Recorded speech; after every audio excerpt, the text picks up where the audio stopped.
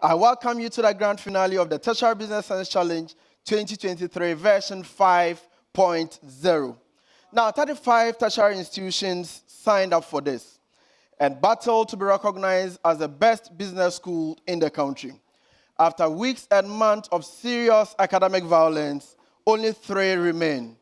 Ladies and gentlemen, your 3 best tertiary business institutions in the country, in no particular order: the University of Education from Winneba in the Central Region,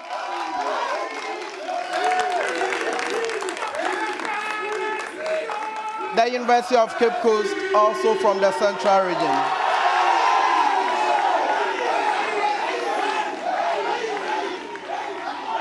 and the Kwame Nkrumah University of Science and Technology from the Ashanti Region. Now, ladies and gentlemen, the ultimate trophy belongs to one of these. Which of them is it going to be? I have no idea for now. Only time can tell. Now, the Tertiary Business Science Challenge is brought to us by Graphic Business in partnership with the Institute of Chartered Accountants, Ghana. Technical support is from the Chartered Institute of Management Accountants. Our proud sponsors are MTN Compu Ghana, Accra Breweries Limited, PricewaterhouseCoopers Gold Ghana, Glycolife, the Ghana National Association of Teachers, McVitie's, Carl Asset Management, and Petrosol. The program is streaming live on Facebook, Daily Graphic Ghana, and Asasi 99.5. It is streaming also live on TV3. Ladies and gentlemen, this is a grand finale. For University of Education Winneba, this is their maiden appearance at the grand finale after 4 unsuccessful attempts. Now, they are going to face 2 of their worst opponents in the Tertiary Business Science Challenge. They have faced UCC and KNUST a combined 4 times. Now, ladies and gentlemen, all 4 times they have lost.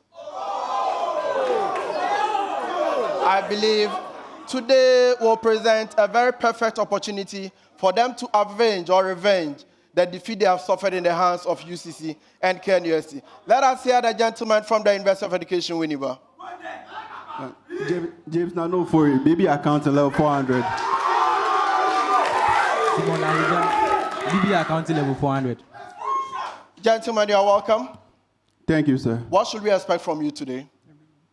Okay, so just the heat that we started this contest with, that same thing that you should expect from us. You are welcome once again, ladies and gentlemen. Thank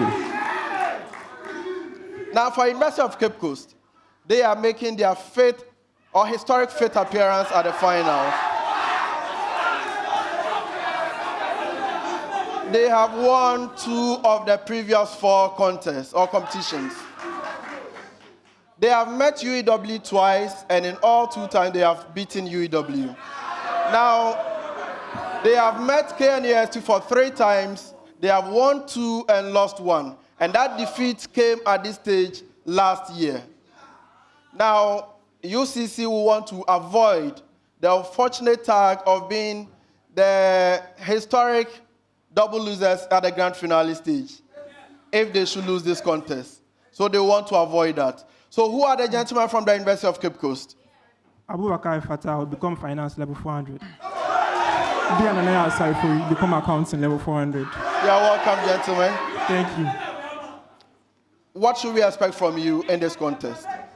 We hope to give our all, and then we hope for the best at the end of the contest.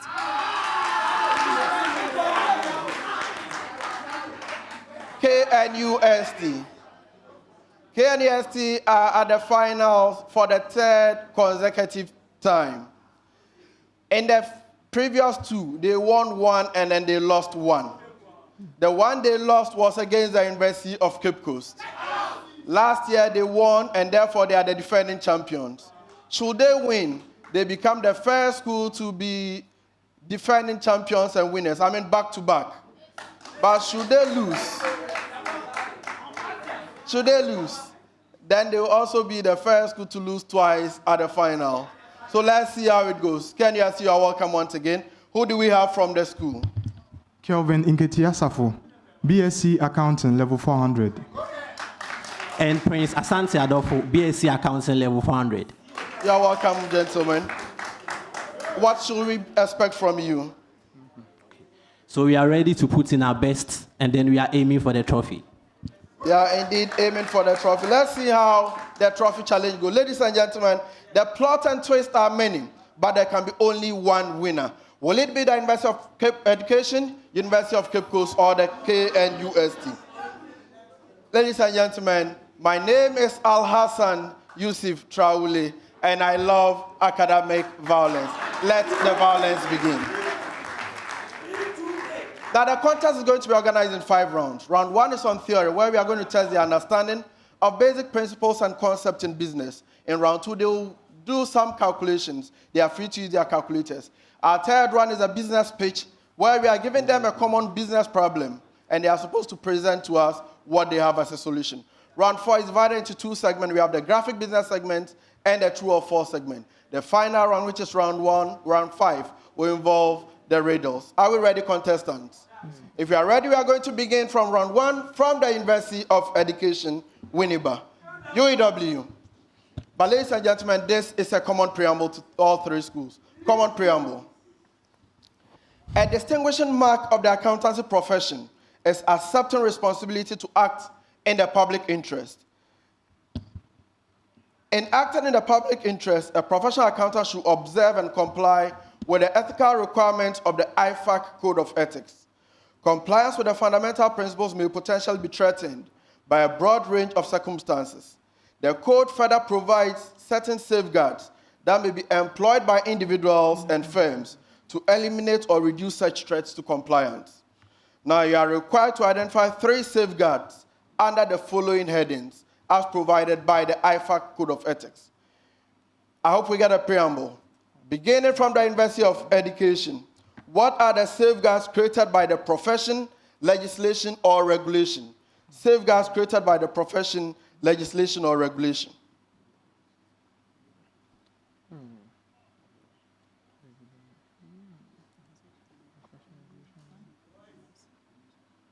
Okay, so the first one is we have training. So the professional body, they have to train the professional so that in each and every case, they know what to do. The first one is disciplinary actions. So whenever this threat happens, they should sanction them so that other individuals will not do the same. And also, they have to continuously review their requirements in order to see that the regulation in which they are using to seek those redress are in line with best practices and current activities. I'll accept that.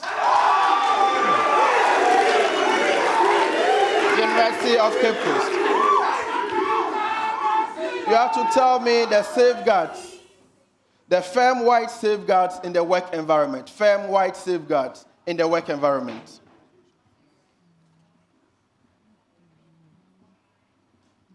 Okay, so with the firm-wide, the firm can provide training for the assurance, the auditors, so that they can prevent themselves from the threats. They can also withdraw from the engagement, and as well, they can, when they have the audit engagements, they can collect expert opinion on the activities that they've done.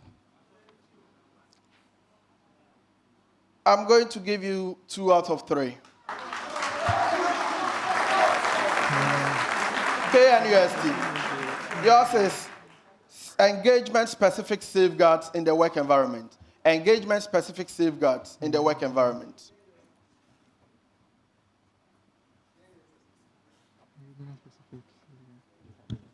Okay, so for engagement-specific safeguards, the audit firm can make the engagement team sign independence and confidentiality contracts, and also they need to investigate the client. That is, they should do client screening before accepting the engagement, and also they need to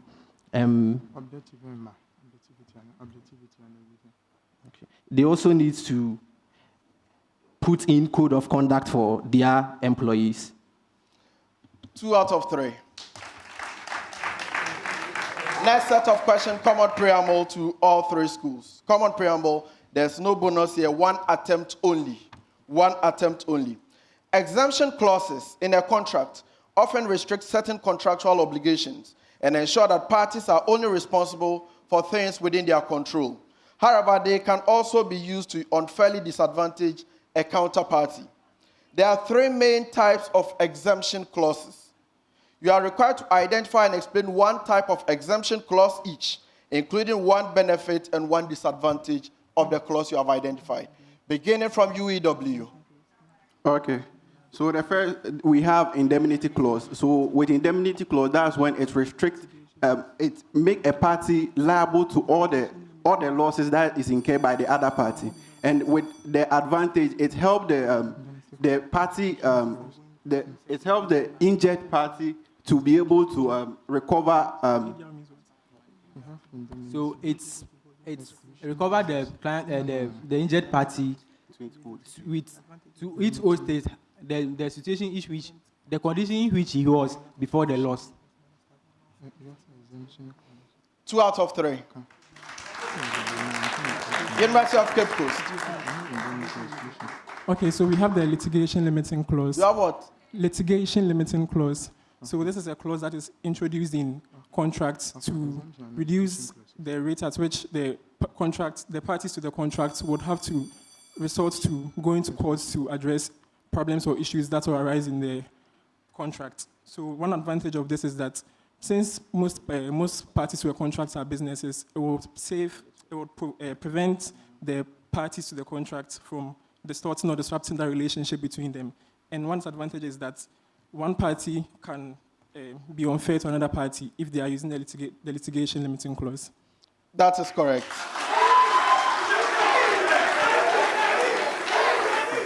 KNUST. We have the exclusion or the exemption clause. This is a clause that reduces or prevents a person from any liability in terms of any damage of such in the contract. And the disadvantage is that one party can take advantage of it and be unfair to the other party. And the advantage of exclusion clauses is that there are certain acts that can occur without the control of the other. So if there are exclusion clause, it will help maintain fairness in the contract. That is correct. So you failed to tell me the disadvantage. You only mentioned the advantage. I hope you got it. Yes, next set of questions. Common preamble to all three schools. In marketing communication, branding is a process by which a company defines and develops a marketable identity.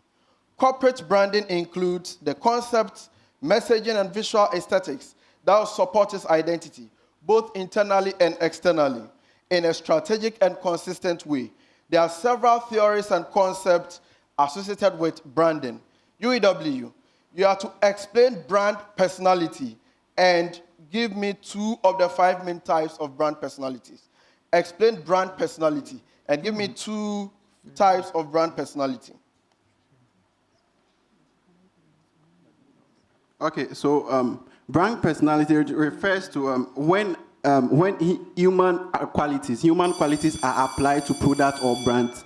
And then one is integrity, and the other one is honesty. That is correct. University of Cape Coast, you have to explain brand awareness and identify the 2 types of brand awareness. Explain brand awareness and the 2 types of brand awareness.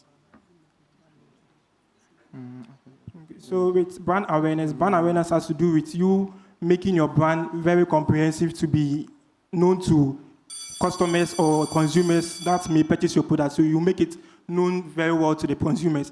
And some of the types is it should be simple or simplicity, and also it should be comprehensive. 1 out of 3.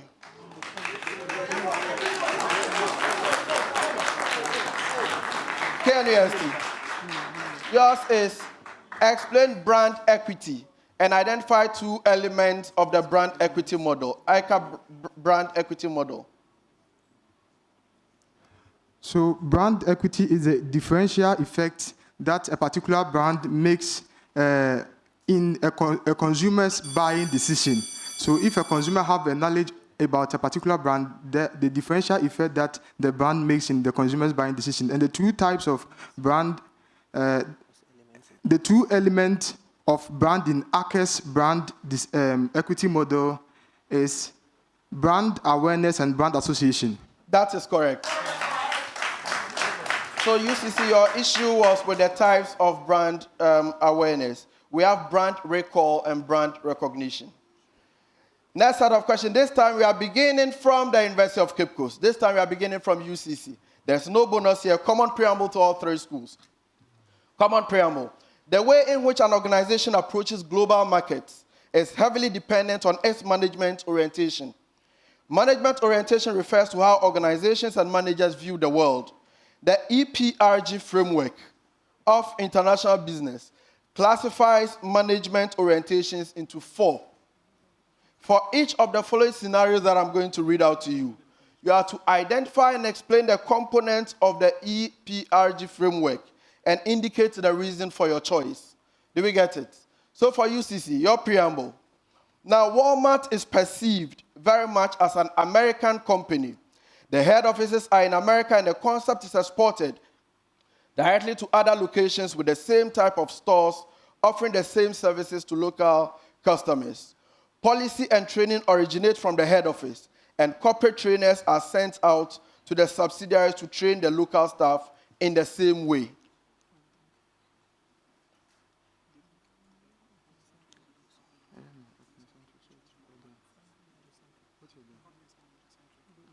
So with the management orientation here, it's going to be the regiocentric.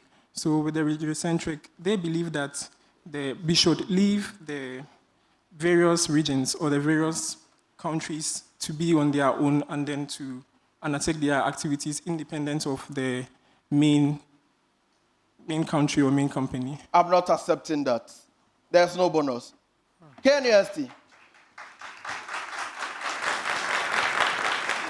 KNUST.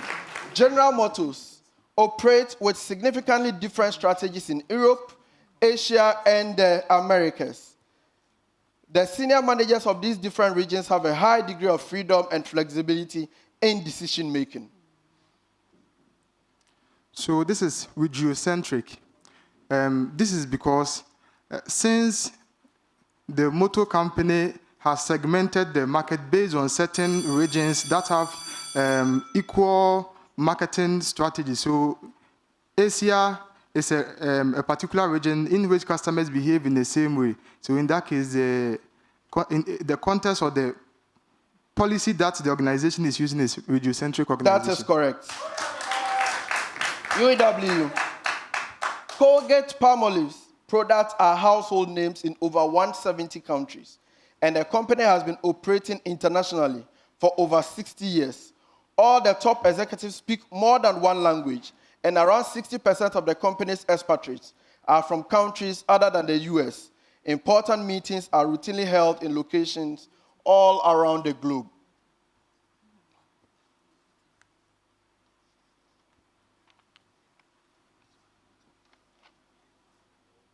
Okay. So with this geocentric approach, that is when with the orientation where the company consider the globe, the whole world as a group, and it serves the world based on the geocentric perspective. That is correct. Next set of questions, ladies and gentlemen. Our next set, still starting with UCC, common preamble. The Public Expenditure and Financial Accountability Framework, PEFA, is a methodology for assessing public financial management performance. It identifies 94 characteristics across 31 key components of public financial management and 7 broad areas of activity, known as the 7 pillars. You are to identify and explain 2 of the 7 pillars of PEFA each. Explain 2 of the 7 pillars of PEFA each, beginning from UCC. So we have 1, budget reliability. So with the budget reliability, it has to do with you, they talk about you able to provide a very good budget so that people can rely, like citizens can rely on the budget. Then we have transparency in public finances. With this one, this has to do with PEFA providing you with a framework which will be very transparent and accountable. That is correct. KNUST. So we also have one, policy-based fiscal strategy and budgeting. that one means that the budget of the government needs to stem from the fiscal policies of the government. So because of that, the governments need to first prepare fiscal strategy documents, and then based on the fiscal and macroeconomic framework, prepares a budget from that. And we also have predictability and control in budget execution. That one is about the fact that the budget prepared by the governments need to be implemented in a system where there are standards in place to monitor performance. That is correct. University of Education Winneba. Okay, so the first one is we have external oversight. This is when after the budgetary process, auditors perform activities to ensure that the budget was followed in the public sector. And also we have asset and liability management, which helps in the management of asset and liability that the country is having. That is correct. Next set of questions, still with UCC, but a common preamble. You have to explain the following concepts as they relate to economics. Explain the following economic concepts. University of Cape Coast, the snob effect. Snob effect. S-N-O-B, effect.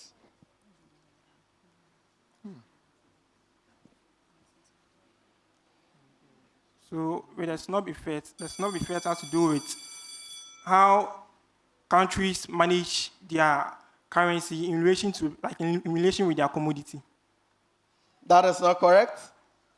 Bonus to University of Education Winneba. Okay, so for a snob effect, it refers to an economic situation where, because other people are doing the same thing, other economic agents refrain from it and don't do it. I'll accept that.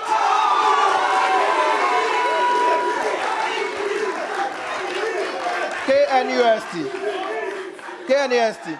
Yours is the common law of business balance. Common law of business balance.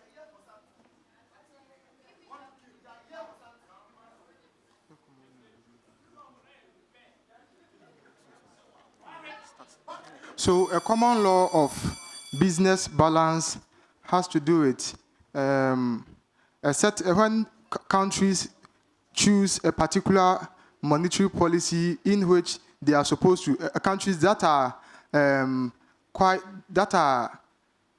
operating within the same geographical area choose a monetary policy in which to guide their currency management. It is not correct, please. Bonus available.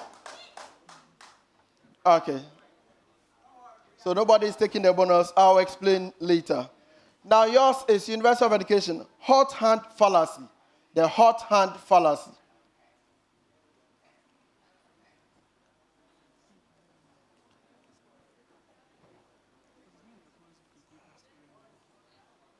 Okay, so the hot hand fallacy, it refers to a misconception. It refers to a misconception in economics whereby individuals think that there is an invisible hand that operates in the market economy to restore equilibrium. I'm not taking that. I'm not taking that.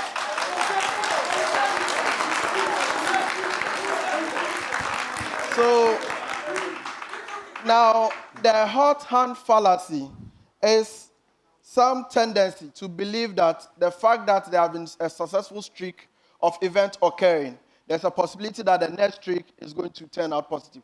For instance, in penalty shootouts, okay, the fact that somebody has been scoring penalties in training, it will be assumed that the person is going to score a penalty at a competition or a contest itself. Now, with the common law of business balance, this is a situation where once you pay low price for something, it is expected that the quality of that, whatever you have paid for, will be low. Okay, so the balance, there should be a balance. If somebody pays high, it is expected that the quality will be that high, and you pay low, the quality should be a bit lower than somebody who pays higher. That is a common law of business balance. We are going to have our next set of questions, beginning from KNUST, common preamble. Now, several rules and procedures pertain to customs, duties, and taxes in Ghana. You are required to explain in detail the following concepts as they relate to customs taxation in Ghana and the circumstances under which they apply.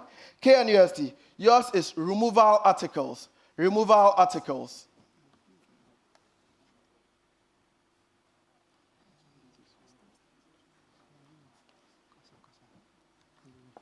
Okay, so it's removal articles is the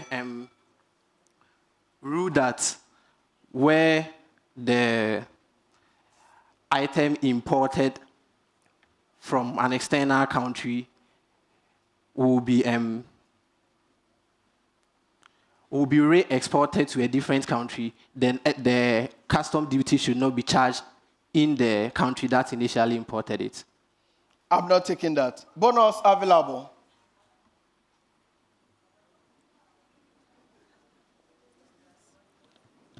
You've been bailed out, I'll explain later. University of Education Winneba. Yours is Customs Advanced Ruling. Customs Advanced Ruling.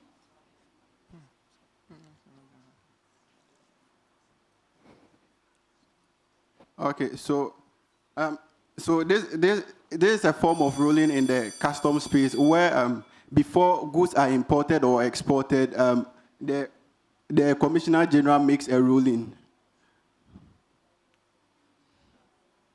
I'll give you 1 out of 3. University of Cape Coast. Yours is outward processing. Outward processing.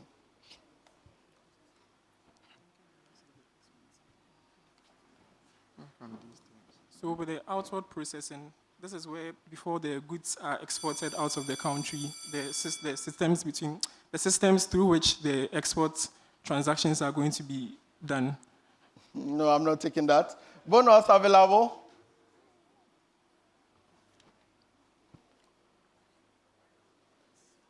All right, you've been bailed out. Outward processing is a situation where the importer brings or takes items out of the country, processes them, and then re-import those items. Okay, in that case, the Commissioner General is not permitted or will not charge duties on those items. So they are exported outside, outward, process them, then they are re-imported. For customs advanced ruling, it's like, just like we have private rulings, okay? So where before an importer imports items, he writes to the Commissioner General detailing the transactions and asks for a ruling from the Commissioner General. So I gave you the 1 point because you mentioned the Commissioner's ruling. Now for removal article, there are those personal effects that belongs to somebody, a citizen who has been outside of the country and is now coming into the country. Those personal effects the person brings, with the exclusion of vehicles, which are not supposed to be taxed, or the person doesn't pay duties on them. Our last set of questions for round 1, beginning from KNUST. Now, counter trade is a reciprocal form of international trade in which goods or services are exchanged for other goods and services, rather than for hard currency. You have to explain the following types of counter trade. Did we get that? KNUST, yours is switch trading. Switch trading.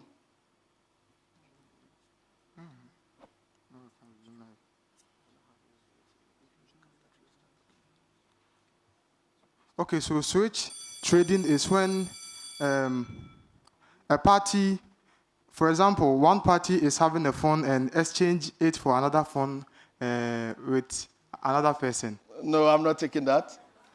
Bonus available? All right, nobody's taking the bonus.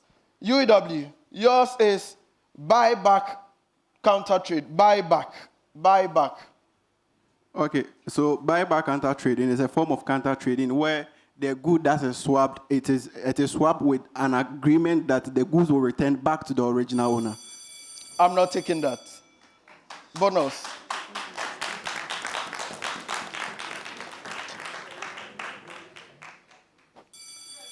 University of Cape Coast, yours is compensation trade. Compensation trade.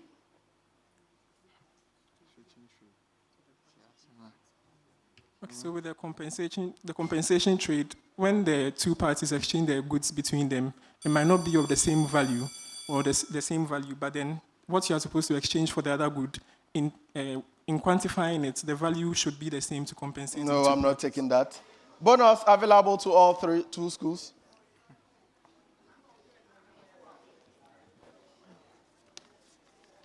All right, so let me begin with the buyback. So buyback is a counter trade arrangement.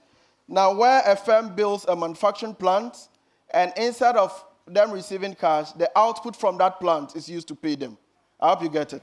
Now with the compensation trade, this occurs where it's a form of barter trade in which one of the flows is in cash, the other flow is in goods.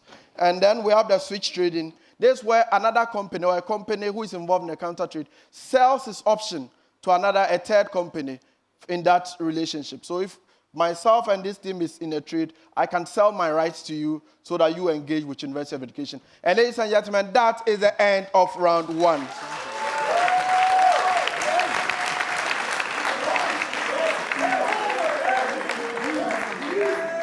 The contest is brought to us by Graphic Business. It is brought to us by Graphic Business in partnership with the Institute of Chartered Accountants Ghana. The contest is among the KNUST UCC and the University of Education Winneba. The trophy is at stake. The bragging right as the best tertiary business school in the country is at stake. Who carries this one? We have 4 more rounds to go.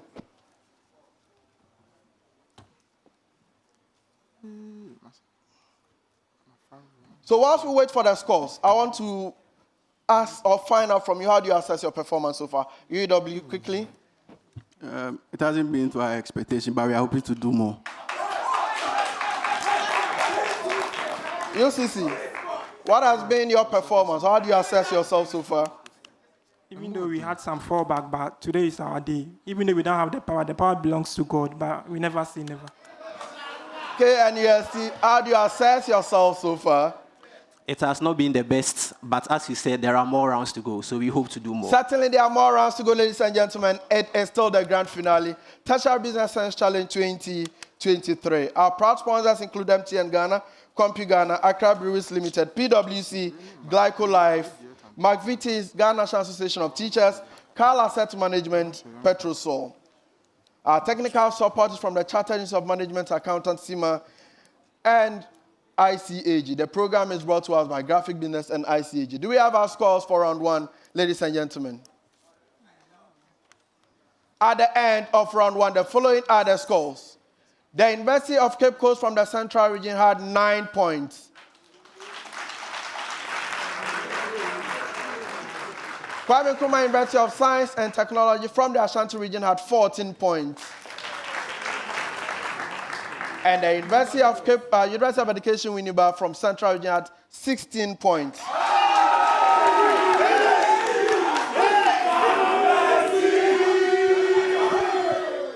Ladies and gentlemen, round two. Now in this round, you are free to use your calculators. You have 30 seconds within which to answer a question in 2 attempts only. If you get it wrong, the other school can ring for a bonus in 5 seconds. Okay, in 1 attempt for a bonus question. This time we are beginning from the University of Cape Coast, but this is a common preamble to all 3 schools. Common preamble. From the following information of ICAG, you have to determine the cash conversion cycle for 2022. You have to assume 365 days in the year. UCC, your variables. Revenue is 4,800. Cost of goods, 2,625. Operating expenses, 1,000. Sum of the balances at the end of the year. Trade receivables, 600. Trade payables, 300. Closing inventory, 375. Opening inventory, 300. I take it again. Revenue, 4,800. Cost of goods sold, 2,625. But operating expenses, 1,000. Trade receivables, 600. Trade payables, 300. Closing inventory, 375. And opening inventory, 300. 30 seconds.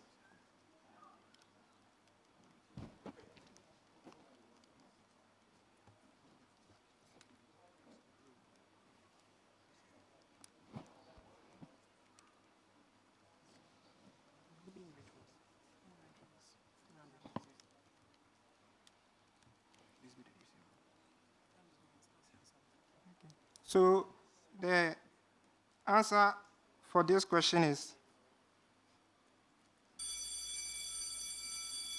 we have the cash conversion cycle is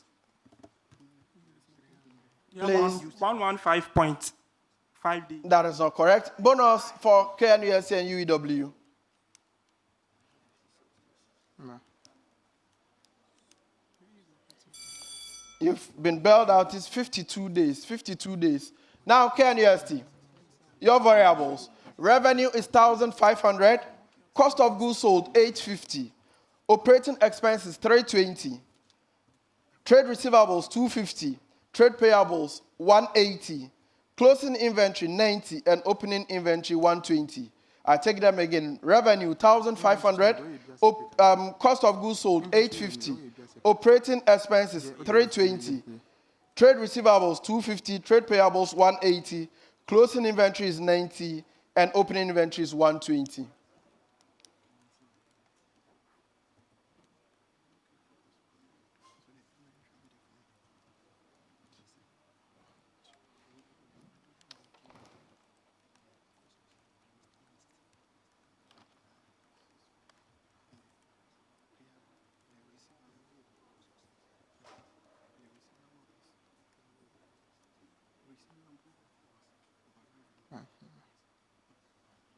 So we have the cash conversion cycle to be 48 days. No, that is not correct. Bonus for UEW and UCC. So we have, okay, sorry. So we have 28.62 days. 20? 8.63 days. No, it is actually 26. 26, not 28. UEW, your variables. Revenue is 12,000. Cost of goods sold is 8,000. Operating expenses is 1,500. Trade receivables 1,200. Trade payables 1,000.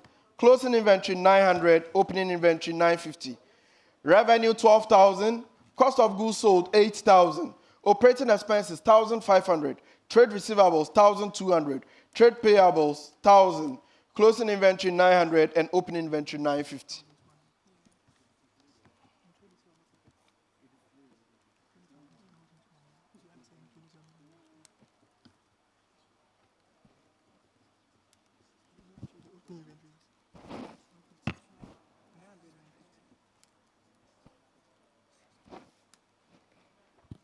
That's 3.07. That is correct.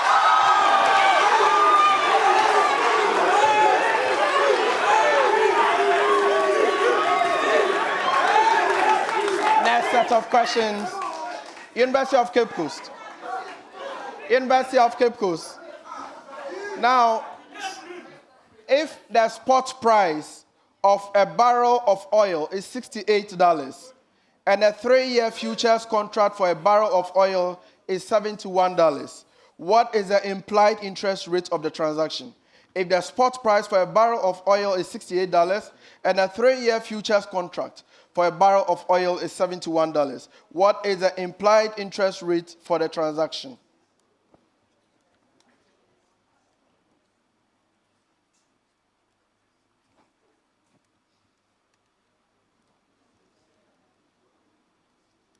%1.45%. That is correct. KNUST.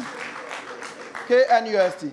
If a stock is currently trading at $30 and there's a 2-year forward contract trading at $39, what will be the implied interest rate? If a stock is currently trading at $30 and there's a 2-year forward contract trading at $39, what will be the implied interest rate?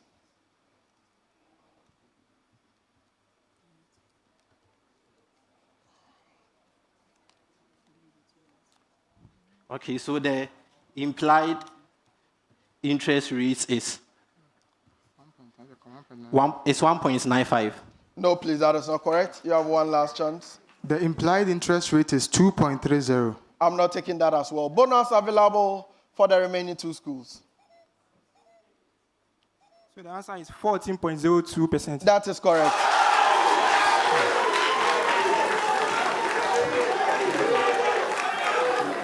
University of Education Winneba. UEW. If the spot rate for the dollar is 11.5 cedis and the 3-year futures price for the dollar is 12 cedis, what is the implied interest rate? If the spot rate for the dollar is 11.5 cedis and the 3-year futures price for the dollar is 12 cedis, what is the implied interest rate?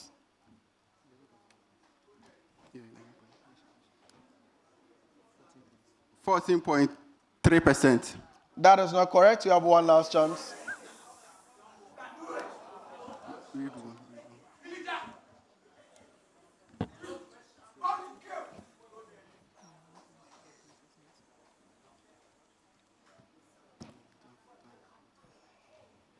14%. It is also not correct. Bonus available. University of Cape Coast. 1.43%. That is correct.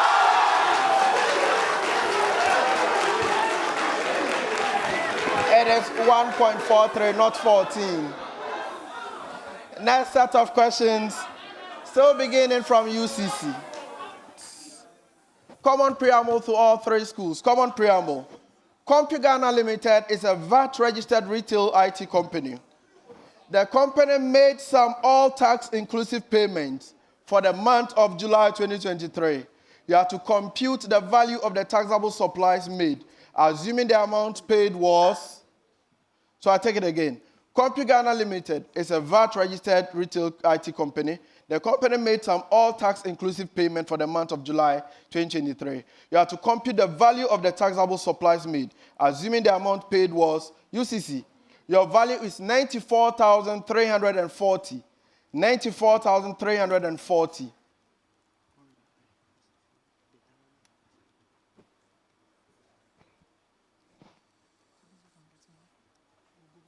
So we have 82,035. I'm not taking that. You have one other chance.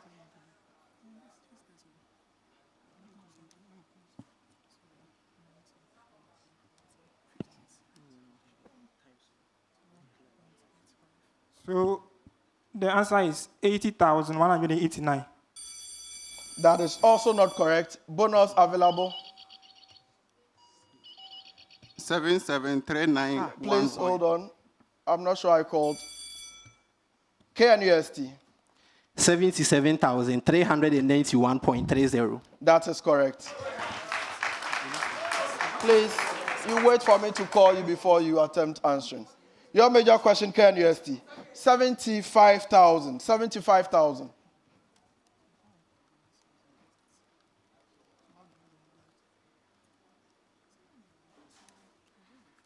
We have 61,525.84. That is correct.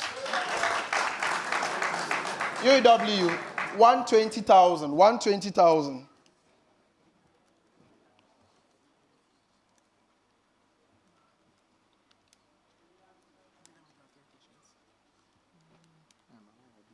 $98,441.35. That is correct. Next set of questions, beginning from KNUST. KNUST, next set of questions. Now, from the following income statement extract of GOL, you have to determine the degree of operating leverage. Common preamble. Determine the degree of operating leverage. KNUST, your values. Sales, 850,000. Variable cost, 325,000. And the fixed cost is 300,000.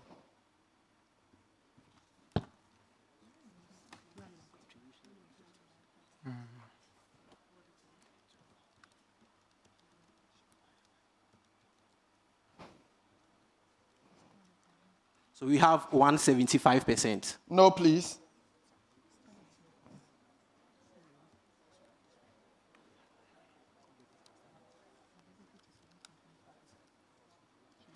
So we have 61.76%. That is also not correct. Bonus available.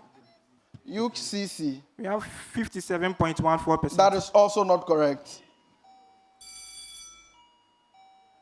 UEW. 2.33. That is correct. Now, UEW, sales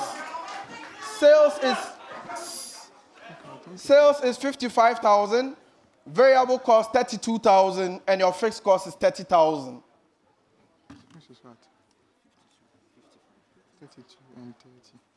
Okay, so maybe 55 minus 32 is equal to 23. Maybe 23 divided by 32. The answer is What be the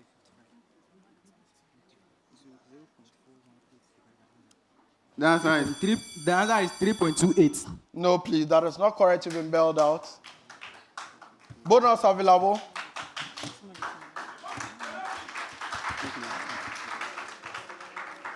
All right, nobody took it. 0.77.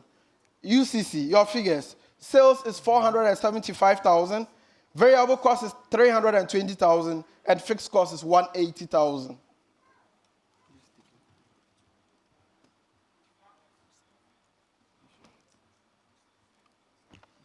%86.11%. No, I'm not taking that. You have one other chance.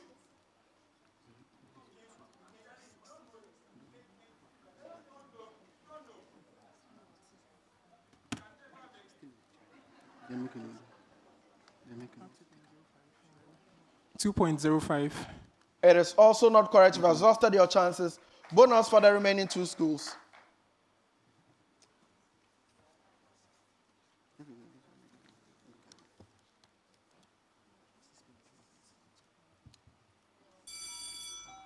UEW. 6.65. No, I'm not taking that. Negative 6.2 is the answer I'm expecting. Next set of questions, still with KNUST. The sum to infinity of a geometric series is 250, and its sixth term is 6 times larger than its third term. Find the value of the first term of the series and the common ratio. The sum to infinity of a geometric series is 250, and its sixth term is 6 times larger than its third term. Find the value of the first term of the series and the common ratio.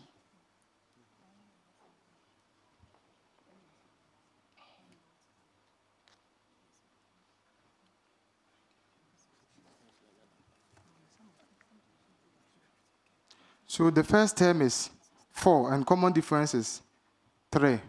That is not correct. You have one last chance.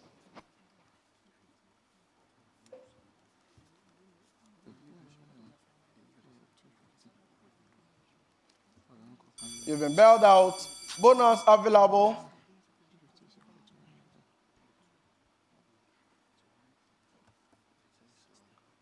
The answer is the first term is negative 204.28. The common ratio is 1.82. UEW, your variable, the sum to infinity of a geometric series is 3 times as large as its first term, and the third term of the same series is 40. Find the value of the first term of the series and the common ratio.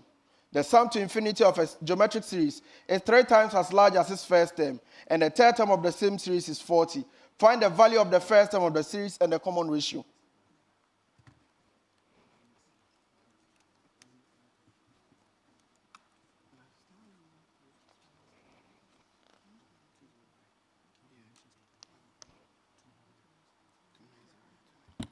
$290. That's the first term.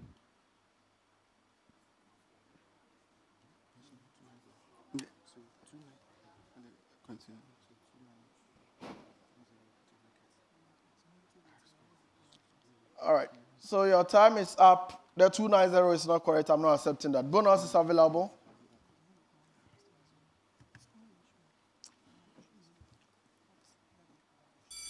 The first term is 90. The common ratio is 2/3 or 0.67. Now UCC. The sum to infinity of a geometric series is 675. Its second term is 27 times larger than its fifth term. Find the value of the first term and the common ratio. The sum to infinity of a geometric series is 675, and its second term is 27 times larger than its fifth term. Find the value of the first term of the series and the common ratio.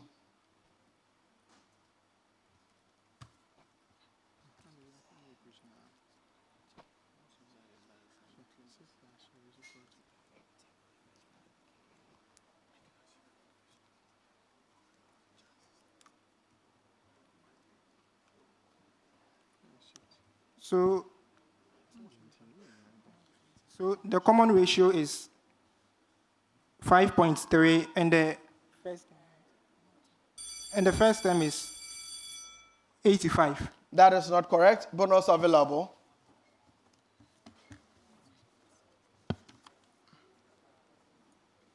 First term is 450. Common ratio is 0.33. Next set of questions, this time beginning from UEW. UEW. The marginal revenue function of McVitie's Digestive Limited is given by 2x squared minus 15x minus 50.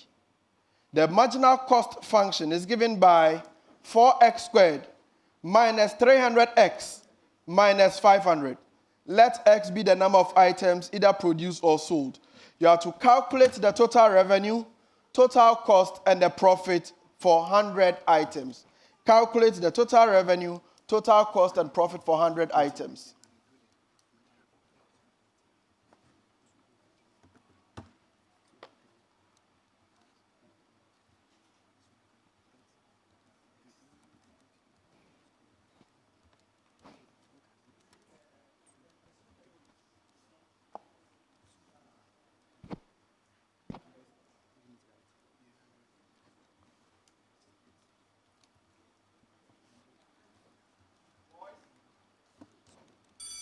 The answer is Even bailed out.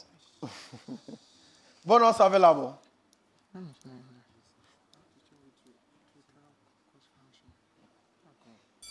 You've also been bailed out. UCC. The marginal revenue function of Accra Breweries Limited is given by 5x squared minus 18x minus 60. The marginal cost function is given by 8x squared minus 40x minus 120. X is the number of items either produced or sold. Calculate the total revenue, total cost, and profit for 60 items. Calculate the total revenue, total cost, and profit for 60 items.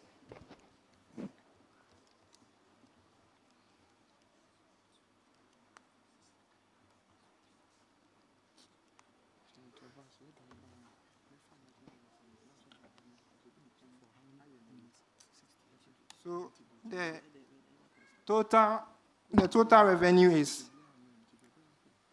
356460. Then the marginal cost is the total cost. Please give me the answer. The total cost is I'm not taking that. Your total revenue is even wrong. Bonus available.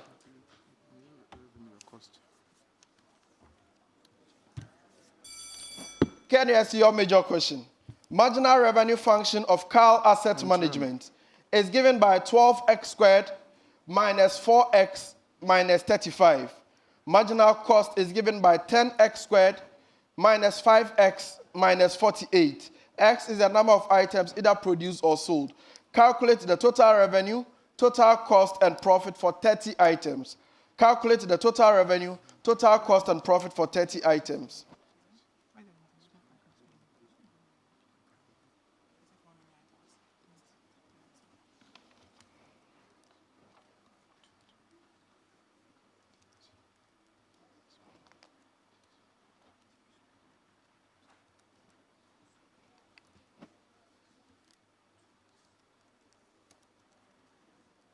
So the total revenue is 107,250, and the total cost is 122,080, and there will be a loss of 14,830. I'm not accepting that. Bonus available.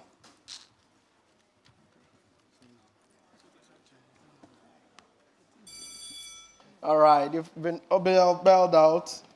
So what you do is to this integration, you integrate the marginal revenue, marginal cost functions to total revenue and total cost. And we know so based on that function that you get, you calculate the total revenue or total cost, substitute the number of items, and then the profit is the difference between the total revenue and then the total cost. We'll take our last set of questions for this round. Last set of questions, beginning from UEW. Now, from the following information of Petrosol, calculate the customer lifetime value using the following approaches. Calculate the customer lifetime value using the following approaches. UEW's is historical approach, and your figures. Total revenue for the year is 100,000. Number of transactions is 500. Number of orders placed is 2,000. The number of unique customers is 50. and the average customer lifespan is 5 years. Calculate the customer lifetime value.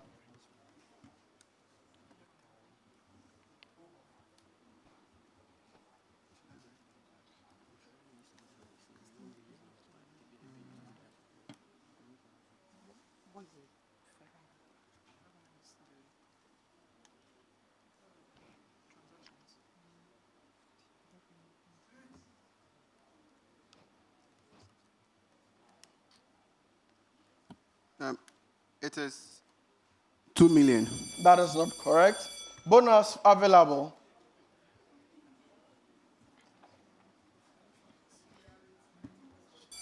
That is also not correct.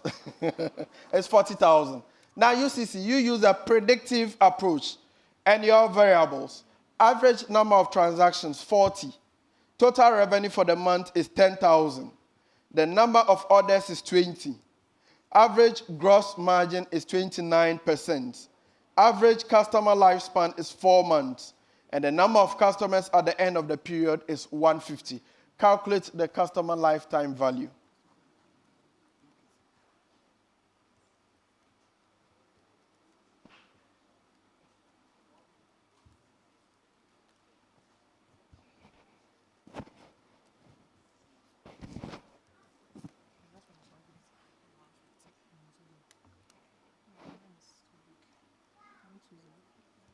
$1 million.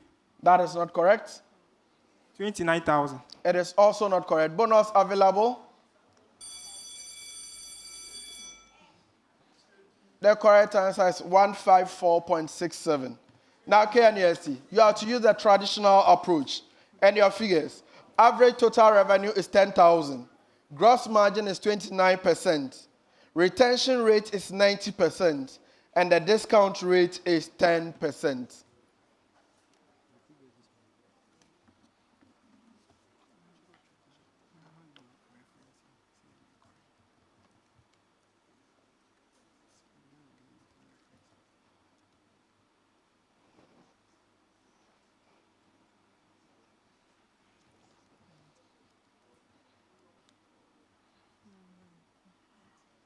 Okay, we have 8,100. That is not correct. You have one last chance.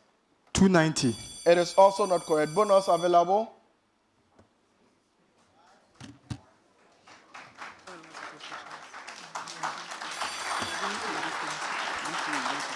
The correct answer, the answer is 13,050, and that is the end of round 2. Ladies and gentlemen, this is the grand finale, and it is among the University of Education Winneba, University of Cape Coast, and the Kwame Nkrumah University of Science and Technology. Whilst we wait for the scores for round 2, remember that the third round is a business pitch. They are coming to make a presentation before us, and we have a panel of judges, 3-member panel, who are going to speak to whatever they bring.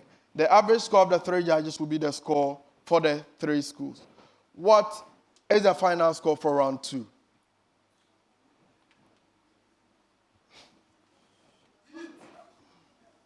Ladies and gentlemen, at the end of round 2, the following are the scores. University of Cape Coast had 3 points, KNUST had 4 points, and UEW had 6 points.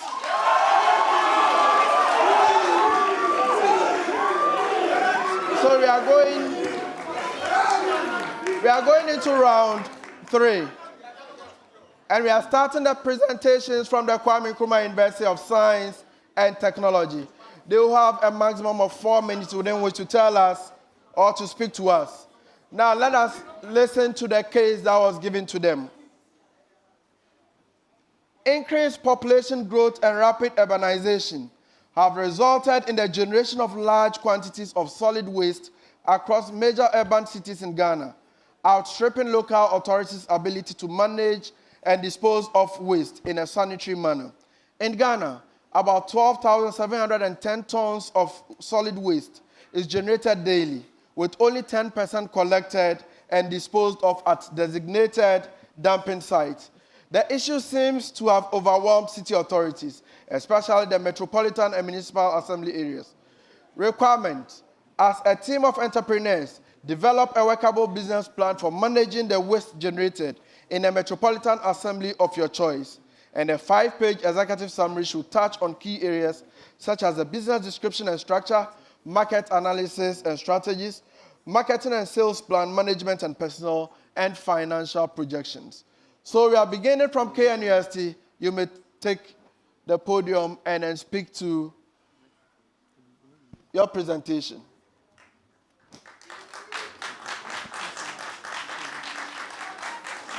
So we will need a microphone for our contestants. Microphone, please.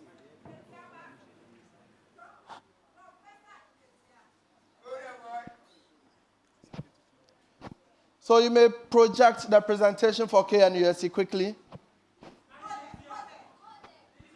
Good day, ladies and gentlemen.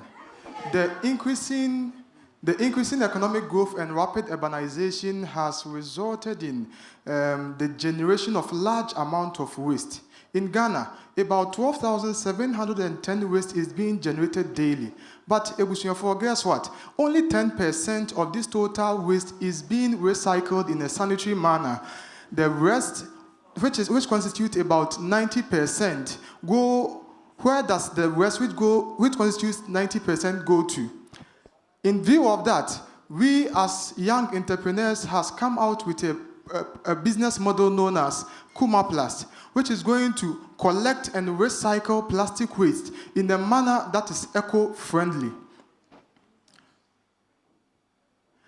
So, with Nkrumah, our main objective is into three parts. We have the long-term objective, the medium-term objective, and the short-term objective. Our long-term objective is to make sure that we create about 1,000 waste collection sites in and around Kumasi. And how are we going to do this? We plan to institute a project known as Pay for Plastic, in which individuals who will collect plastic for us are going to earn a little income. Individuals who are going to collect the plastic for us are going to earn a little income. And with Nkrumah, we deal with two main products. Nkrumah deal with two main products. The first product that we deal in is to first collect, segregate, and shred plastic waste to a form that can be marketed to electric cable manufacturing companies, such as the Tropical company in Ghana. The next product that we deal in is to transform some of the shredded plastic waste into a form that can be used to manufacture plastic brooms, which can be used in our offices and our various homes. Looking at the market analysis that we have done, we have employed two main analyses to estimate the feasibility and also know the viability of our product. We employed Porter's 5 analysis to estimate the competitiveness of our product. And in doing that, we've come to the conclusion that our product is very feasible and is going to operate into a foreseeable future. This is because the threat in the market is very low. Why? Because a plastic recycling involves a huge sums of capital, and individuals are not willing to do that. We've also conducted a SWOT analysis and to identify our strengths and the opportunities that we have in the market. And based on the SWOT analysis that we have conducted, it tells us that our business or our model is going to be is going to operate into the market for the next foreseeable future. Also, we've done some operational analysis. With the operational analysis, Nkrumah is going to operate with two main operational sites. In the first site, what we are going to do is that we are going to have a machine known as the K2024. K2024 is a multi-purpose operational machine which is going to collect the plastic waste, segregate them, clean them, and shred them into pieces so that we can bulk them and market these shredded plastic into electric cable manufacturing companies. Also, in our second production site, we have a machine known as the Nancy Reagan 2024. And with the Nancy Reagan machine, what it's going to do is that it is going to transform some of these shredded plastic into a plastic broom that can be marketed and sold for 12 cedis per unit. With that, we are going to incur a cost of 7 cedis. Also, we have lastly done some financial analysis to see whether our business can last for long. We decided to choose a cash flow analysis because we are a startup, and profit and cash is king. Profit can deceive startup businesses because sometimes profit does not give a true reflection of how a company is. So based on the profit cash flow forecast that we've done, we expect to get a net cash flow of 40,125 Ghana cedis in our first year. In the second year, it is projected that we are going to get a net cash inflow of 64,100, looking at the various cash outflows that we've done, taking into consideration the feasibility cost, the machine expenses, and other vehicles that we are going to purchase. Also, we project that in the next 2028, we are going to make a return on investment of 55% and also a market share of 50%. Thank you. Thank you. All right. So, the next school to present is the University of Education Winneba. University of Education Winneba. Please project their slides and let them begin. You have 4 minutes within which to do justice. Good afternoon to us all. I'm James Nanofori and I'm representing UEW. We are here to present our business plan, and those are my fellow contestants. So in Ghana, we've seen that the country is battling with a lot of waste, and per our data, we've seen that 1.7 million tons of data is generated every year. And out of this, 61% of it is organic and 14% is plastic. And per the government policy, data has been decentralized to the MMDAs to take care of it. And that's that's where our company come in to base our operation in the Tamale municipal. So from our data, we saw that we think that most of our waste is made up of plastic. But from the data, we can see that in all the metropolitan assemblies, organic waste form most part of it. But someone will ask, why are we not going to second D, since they have the highest, more than Tamale? But wait, when we go to Tamale, that's where we get most of our food from. So if we are coming to provide organic fertilizer. So that's where we are going to get our market. And also from tax perspective, as we cite our company there, it is tax-wise because after we being young entrepreneurs, getting a tax holiday of 5 years, after that we will just be taxed at a rate of 5%. So that's why we are going to Tamale. Okay, so our vision is to become a leading producer of organic fertilizer and also to promote sustainable waste management. And our vision is to convert organic waste into rich fertilizer that improves soil and also increase crop yield. Okay, so from our market analysis, we saw that the organic fertilizer use rate among farmers is already 42%, and the current demand is 0.7 million tons, and is projected to reach 2.7 million. So although we are going to base our northern Tamale, but we are going to also target the surrounding Savannah, Upper East, and Upper West. And also, we are coming in with corporate social responsibility. Someone will ask us, what do we do with the plastic that we find? We are going to use that plastic to produce bags which will have solar system and lighting system which we are going to give freely to the students around, so that in the morning, as they work in the sun, in the evening when they go home, they can use the light to study. And we are doing it for free. Okay, so we are going to use guerrilla marketing by collaborating with street artists to draw street artists to explain to people why we want to go into organic fertilizer and why they should use organic fertilizers. Also, we are going to use an intensive distribution by partnering with gardening centers and also agricultural supply stores to get our product to our farmers.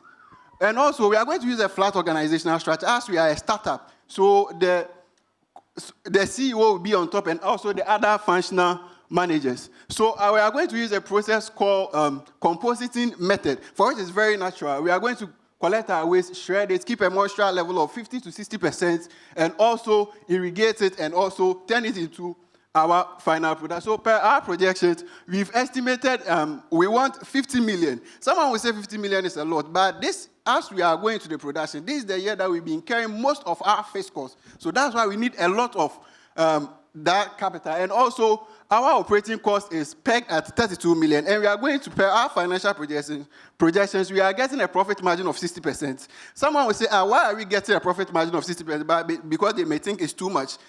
In the market, they are selling these fertilizers around 25%. But as we are coming in with technology and to shorten the process, we will be able to provide it to them at the cost of just 11.15 cedis. So if that's the justification. So we are coming in into one thing, reduce the waste, two things to help our dear farmers in their production so that they can get this organic fertilizer. So why not choose us? Thank you, Medasi.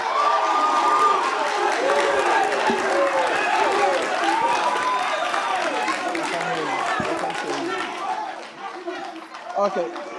So University of Cape Coast. Who is presenting? UCC.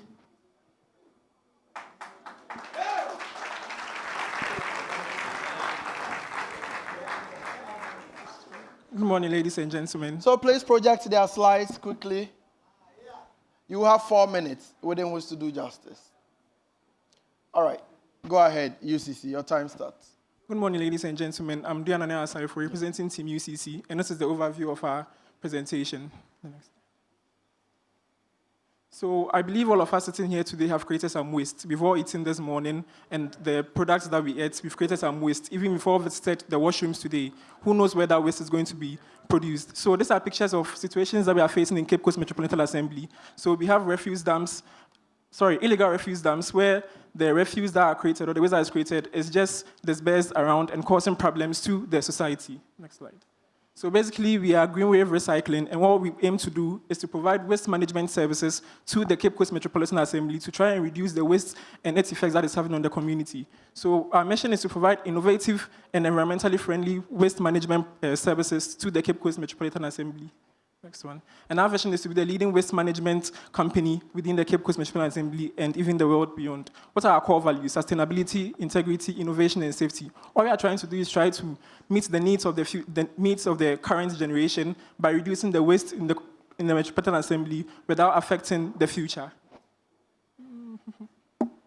Market overview. So currently for the Cape Coast Metropolitan Assembly, we have about 200,000 people staying there, and you can just imagine the amount of waste that is created every day. What are the competitive analysis? Currently, we have 3 companies who are operating the same waste management practices there. We have Zoom Lion, we have Atalis Waste, as well as Complex Waste.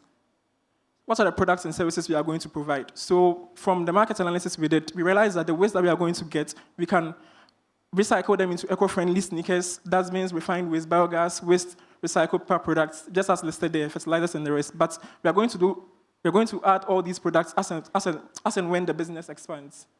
What's our marketing and sales plan? All we are going to do is we are going to engage the sales team to do house-to-house engagement, embroidered T-shirts. We're also going to use digital and traditional marketing methods, where we are going to advertise ourselves with TV, UCC, the UCC websites, ATL FM, the radio stations that are present in Cape Coast Metropolitan Assembly to sell ourselves to the citizens so that they subscribe to our products.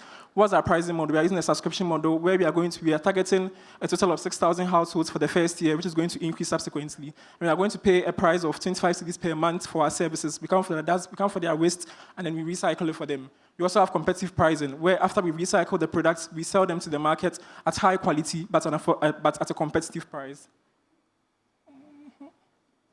This is our management and personnel. So we begin with the Chief Executive Officer, and it rolls down like that. We have the Sustainability and Technical Officer, Operating Officers, Finance Officers, Sales and Marketing Team, and then the rest follow.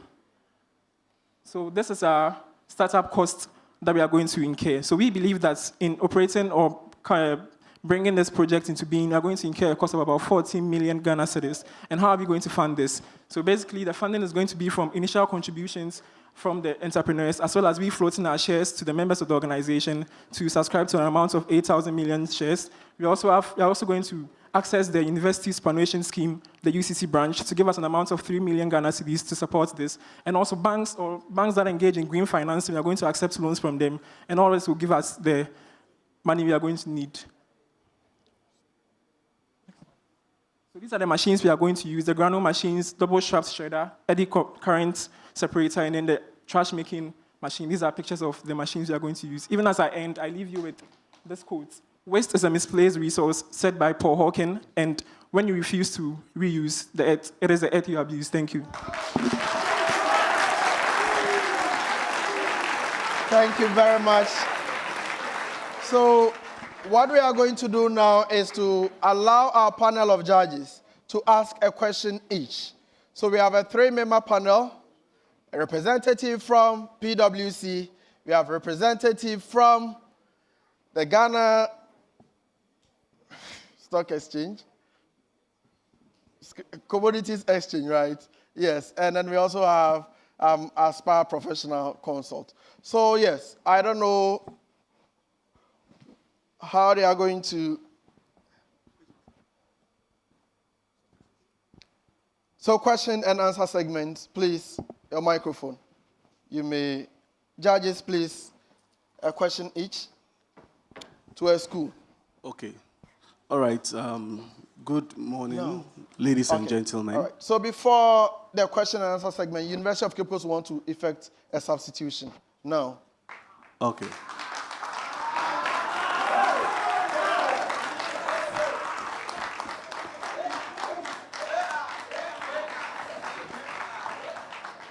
Please go ahead. You may introduce yourself briefly and then choose one of the schools and pose your question to them. Dr. Mapa Kwansa, I work with PwC, and my question would go to UCC.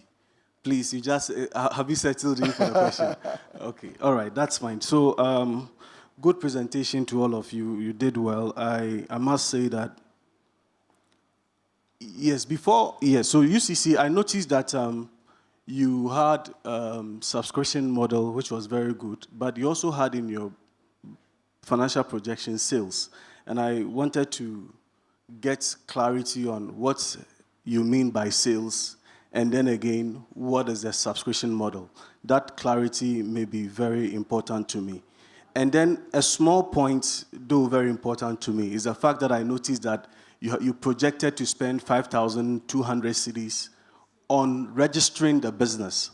I think that for education purposes, it's important to send that message across that you don't need that much to set up a business in Ghana. So that's the point that I want to make, so that people who want to enter into entrepreneurship don't think that they need so much to do that. I also noticed that another one, and so this is my second question, which has to do with the fact that your last slide highlighted the equipment you would use to do your business. But in your financial projection, you didn't put that into your calculation. That was about 14 million or so, but your equipment were not part of the costing of the business, which I thought is intriguing to me, and I would love that you explain this to me. Quickly, thank you very much. In less than a minute, respond to the issues he's raised. Speak into the microphone. Thank you very much for your questions. So with respect to the sales that you saw in the projected cash flow, we stated that we are going to produce some products and services, talking about the fertilizer, the biogas, the eco-friendly sneakers, the dustbins. So when we sell these products, the sales figure you saw there, that's what it represents. Then in terms of the equipment that we showed on the last slide, if you go through our financials, you realize that we listed them in there. It doesn't appear in the assessment of P&L because it's only the depreciation we are going to treat there. But in the projected cash flow, those items are there. Thank you. All right. Thank you very much. So, Judge number 2. So please introduce yourself briefly. Okay, so my name is Albert Nia Itego. I'm the head of finance and investment at the Ghana Commodities Exchange. I'm very happy to be here. Great presentations from all the schools. But my question goes to, is it Prof? KNUST? Yes. KNUST gave a very good presentation. And from where I sit, when you are setting objectives for a project like this, I saw that these objectives were very smart, specific, measurable. And one thing that caught my attention was the cash flow. So you give a very good cash flow projections. But what I picked from your presentation was that you are offering investors 55% return on investment. What I just want you to clarify is that if you are offering 55% as return on investment, what would be, from your objectives, the key performance indicators that would help you to be able to succeed with this project? Because that's what you would have to look at when you get to the monitoring and evaluation stage of this project. So just about, you can highlight about 3 main key performance indicators that would help you to be able to succeed and offer such returns. Can you answer quickly? Less than a minute, please go. Okay. So the ROI that we saw in the presentation is a projection. It's not how much we are going to pay to the investors, but we are expecting that from the points that we are starting the business all the way up to 2028, we would be able to make an ROI of that much. And also for the key performance indicators that would help us achieve such a target. Okay, so the broom that we are going to make from the plastic waste have some unique features than the ones in the market, and that will attract customers. So that would boost our sales by an annual growth of about 37%. And also based on the protest 5 forces that we did, we realized that there are no competitors, key competitors in the market. Yeah, wrap up. So we'll be able to meet that target. Okay. Yeah. That should be fine. Yes. Yeah. So, judge number 3, quickly, please. All right. So, please introduce yourself and then ask. Hello. Good morning. Great presentation to all the teams. I'm Michael Numo, technical head as Aspire Professional Consult. My question goes to UEW.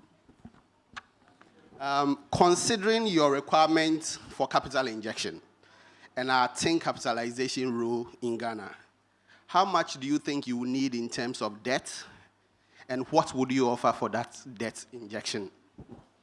Thank you very much. Quick response, UEW, in less than a minute. Okay. Considering the 10 capitalization, which is 3:1, which only applies to related parties, where we are getting our funds from, we are not getting it from related parties. We seek for grant. There is grant available in a company called SDG Partnership Facility, which gives about a maximum of 3 million and a minimum of 500,000. So we are seeking from that side, and also we are also talking to banks, the financial institutions that we have to get that money. So that's where we are getting our money. So I don't think we are going to be affected with the 10 capitalization as it's applied to related parties. All right. So thank you very much. Now, ladies and gentlemen, that was our business pitch. And our judges are going to give their scores very soon. So, UW, how do you assess your own performance on this stage? How do you think it went? Quickly. So I think it went fine. UCC, how did you see your performance? It was good. It was good? KNUST, how did you see your performance? We leave that to the judges. Ladies and gentlemen,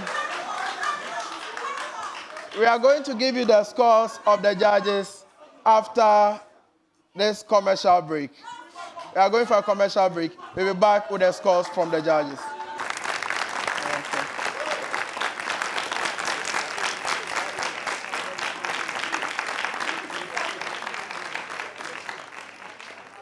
Ladies and gentlemen, you are welcome back from the commercial break. This is still the grand finale Tertiary Business Science Challenge 2023 version 5.0. The contest is among KNUST, UCC, and UEW. We are at round 3. In that round, the business pitch, our contestants from all 3 schools presented. Our panel of judges asked questions.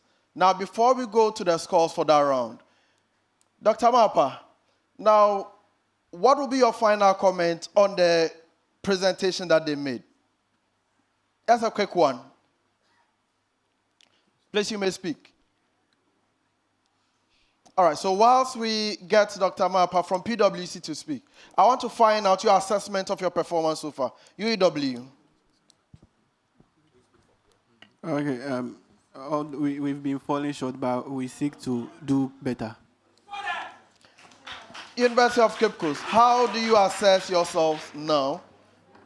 Even as we have 3 more rounds to go, we hope to catch up and then take it. And KNUST, how do you assess your performance? It has not been the best, but we wish to do more in the subsequent They rounds. wish to do more, certainly, ladies and gentlemen.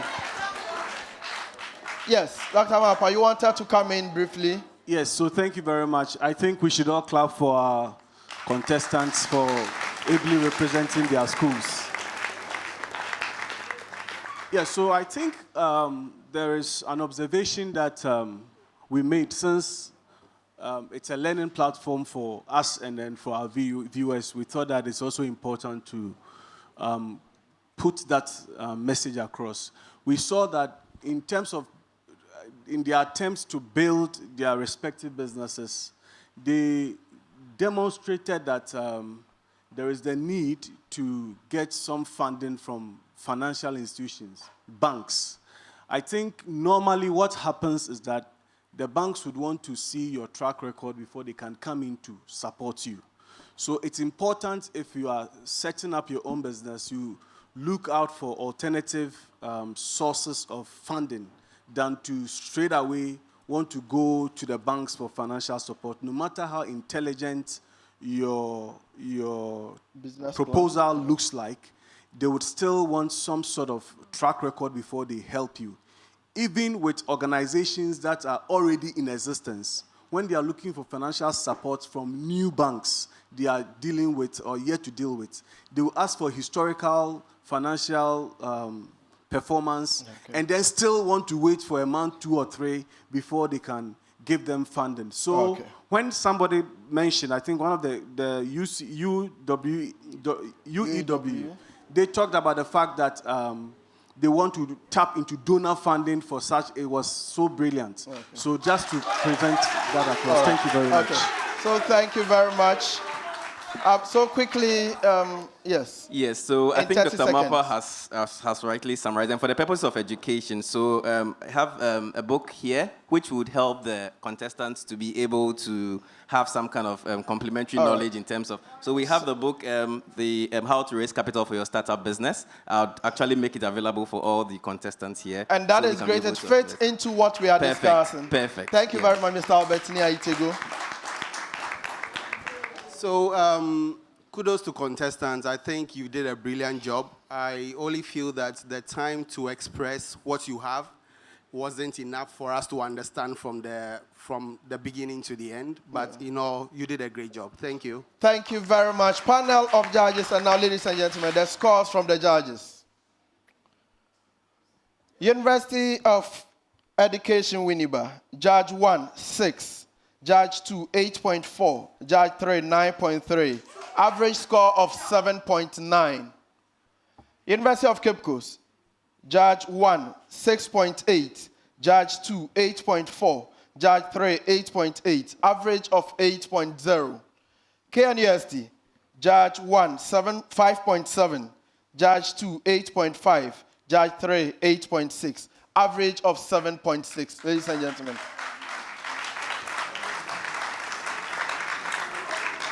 So at the end of round 3, the following are the scores. Kwame Nkrumah University of Science and Technology had 7.6. University of Education Winneba had 7.9. And University of Cape Coast had 8.0. We're going into round 4A. The round 4A is the graphic business segment. In this round, we are going to ask our contestants questions on stories that appeared in the graphic business newspaper.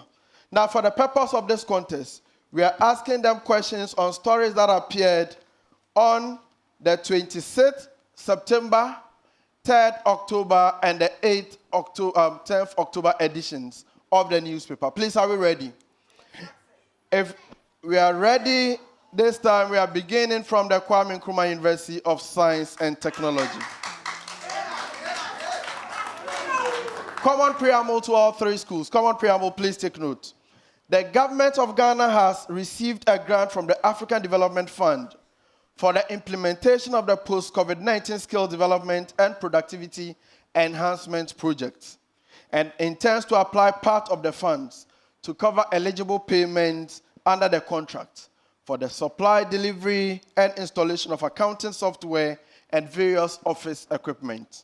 Now, your responsibility, gentlemen, is to, aside from the supply, delivery, and installation of the accounting software, you have to identify any 3 office equipment under the contract and the quantities involved.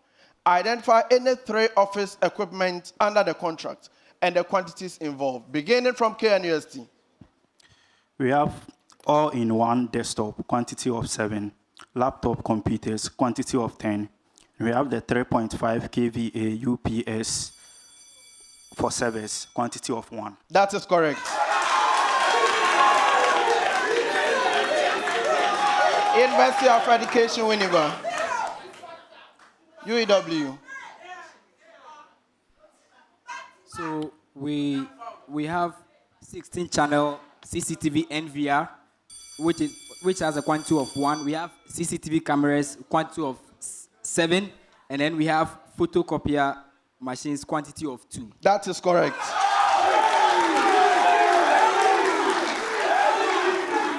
University of Cape Coast. Okay. So we have camera. That is, the quantity is 3. We have laser printer, the quantity is 6, and we have colored printer, the quantity is 4. That is correct. Next set of questions. Common preamble once again. Common preamble, all 3 schools. Now, according to the governor of the Bank of Ghana, Dr. Ernest Addison, the central bank has strong buffers. He said, should any of the banks need liquidity support, the BOG stands ready to assist in line with the guidelines for accessing such facilities. Now you have to tell me, KNUST, what was the value of banks' deposits in August 2022 and August 2023 and the rate of change? What was the value of banks' deposits in August 2022 and August 2023 and the rate of change between the 2 dates? So the deposits from August 2022, we have 136.7 billion Ghana cedis, changing by a percentage of 28.9% to 189.9 billion Ghana cedis. I'm not taking that. Bonus to the 2 remaining schools. So UEW. So we have the deposit 189.9 billion Ghana cedis for 2023, and then we have 136.7 billion Ghana cedis for 2022, and then the rate of change is 38.9%. That is not correct. Your major question, UEW. I'll give the answer later. I don't want to preempt it. Now, what was the value of total banks' borrowings in August 2022 and August 2023 and the rate of change? The value of total banks' borrowings in August 2022 and August 2023 and the rate of change.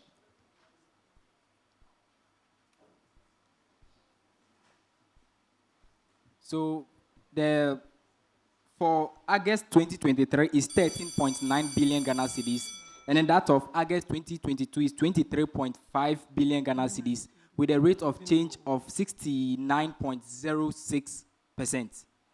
I'm giving you 2 out of 3.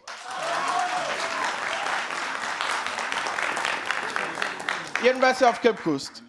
What was the value of total banks' assets in August 2022 and August 2023 and the rate of change? What was the value of total banks' assets in August 2022, August 2023 and the rate of change? Okay, so for August 2023, it was 244.7 billion Ghana cedis. And then in August 2022, it was 204.6 billion Ghana cedis and a rate of change of 19.59. That is correct. Our next set of questions. Common preamble to all 3 schools. What? Is there a problem? All right, so common preamble. AngloGold Ashanti Ghana Limited has advertised for an expression of interest, emergency medical evacuation service for AngloGold Obuasi Mine. You are required to identify 3 each of the broad scope of services to be carried out. AngloGold Ashanti Ghana Limited has advertised for an expression of interest, emergency medical evacuation service for AngloGold Obuasi Mine. You are required to identify 3 each of the broad scope of services to be carried out. KNUST. So we have 1, to provide telephone access to all of its medical facilities 24/7 to the AngloGold Ashanti Ghana and its health foundation. And then 2, to liaise and coordinate health facilities and coordinate healthcare with various health facilities on behalf of the company for emergency evacuation patients. And then 3, to provide 24/7 year-round emergency evacuation services for employees, their dependents, and contractors. That is correct. University of Education Winneba. Okay, so the first one is to provide a 24/7 year-round coordination center of healthcare providers to activate ambulance services, both local and international evacuation. And then the second one is to develop a comprehensive and integrated medical emergency response plan to be followed with each stakeholder. When there is emergency and it requires emergency evacuation. And we also have the provision of medical. We have activation of fleet services, which will be operated and managed by the service provider, and also the compliance with all relevant laws. That is correct. University of Cape Coast.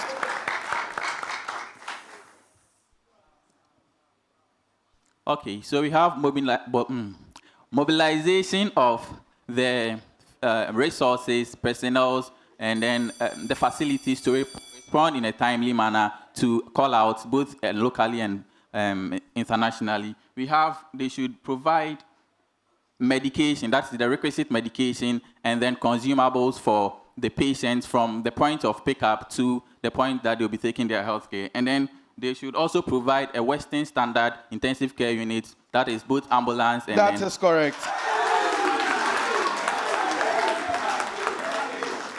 Now, the next set of questions, we are beginning from UEW. UEW, several high-performing global teams with members from different cultures and backgrounds demonstrate that humans can collaborate meaningfully with large numbers of people they are not related to. Robert M. Benin, in Team Building 301, effective teams learn to decode and improve performance, identifies 4 main elements of the learning and team development process that every team must embrace. You have to explain briefly any 3 of the 4 elements identified in the article. Identify and explain any 3 of the 4 elements identified by Robert M. Benin in his article. So the first one is embrace scientific approach. In team building, you have to incorporate science, use data for decision making so that it will enhance the effectiveness of the group. The second one is you should focus on critical elements of the group. Critical element can be professional development, the skills that they have, not only focusing on the financials, but decomposing these critical elements into the group. And then you should also maintain a journey perspective. You should know that for group process or stages, you just don't reach the end. It's a journey, so you don't know you can achieve your target from the word go. And then also you should focus, or you should take care of push and pull factors. That is correct. It's fine. University of Cape Coast. University of Cape Coast. Now, according to the Ghana Statistical Service, more than 57% of the population is under the age of 25 as of 2020. While this population offers opportunities for economic growth and development, it also brings obstacles, especially in terms of youth and unemployment. Dr. Andrews Ayiku, in education's role in combating youth unemployment in Ghana, investigates education's complex role in solving young or youth unemployment in Ghana. You have to explain 3 of the 4 roles he explains in his article of 26 September. Identify and explain 3 of the 4 roles explained by Dr. Andrews Ayiku in his article of 26 September. Okay, so we have development of skills. So the development of skills, we say that the education provides the youth with technical and vocational skills such as carpentry, manufacturing, and skills. It also matches the demands of the labor markets with what the youth are learning in school. We also have entrepreneurship training. We are saying that we should give the youth the mindsets to be able to generate their own companies as well as employ people, to be innovative, to come up with processes and services. And we also have attain high quality education. So in attaining high quality education, we are saying that the high quality education helps you land good paying jobs and is also going to improve economic growth as well as your standard of living. That is correct. KNUST. Now, after spending several months apart due to COVID-19, teams are now engaging in team building activities to restore their sense of teamwork. Robert M. Benin in Team Building 401, How to Use Team Building Activities to Accelerate Team Development, identifies 4 critical ideas that can be incorporated into team building sessions to accelerate team development. You have to identify any 3 of the 4 ideas mentioned. Identify any 3 of the 4 ideas mentioned by Robert M. Benin in his article.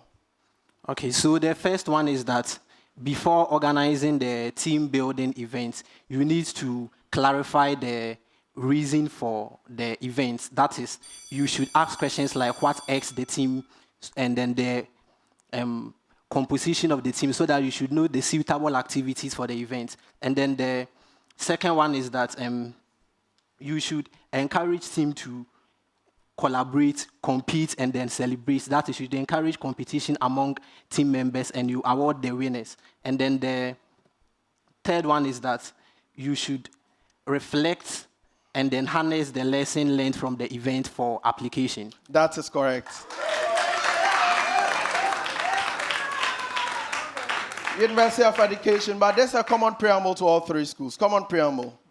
In an uncertain, shock-prone global environment, decisive, well-calibrated, and agile policies tailored to country-specific circumstances are key to entrenching economic sustainability, safeguarding macroeconomic and global financial stability, supporting the vulnerable, and strengthening resilience.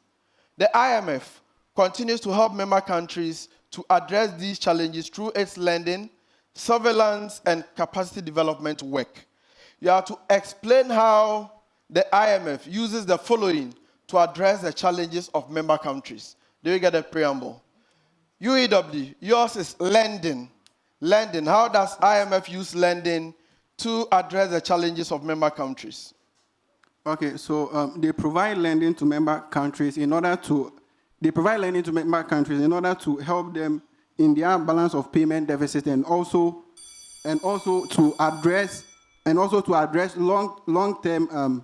long-term expenditures such as climate change and pandemic preparedness.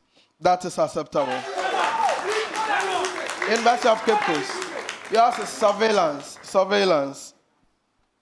Okay, so with surveillance, the IMF produces reports that it talks about the challenges that the firms or the countries are facing, and also provides recommendations to help them. So at the moment, they've provided 129 surveillance reports in the form of World Economic Outlook. That is correct. KNUST, capacity development. Okay, so the IMF also use capacity development to help countries by improving the capacity of their officials. So currently, the IMF has trained over 15,000 country officials and then has delivered 500 training courses in 7 languages and has also conducted 2,000 capacity development visits. Next set of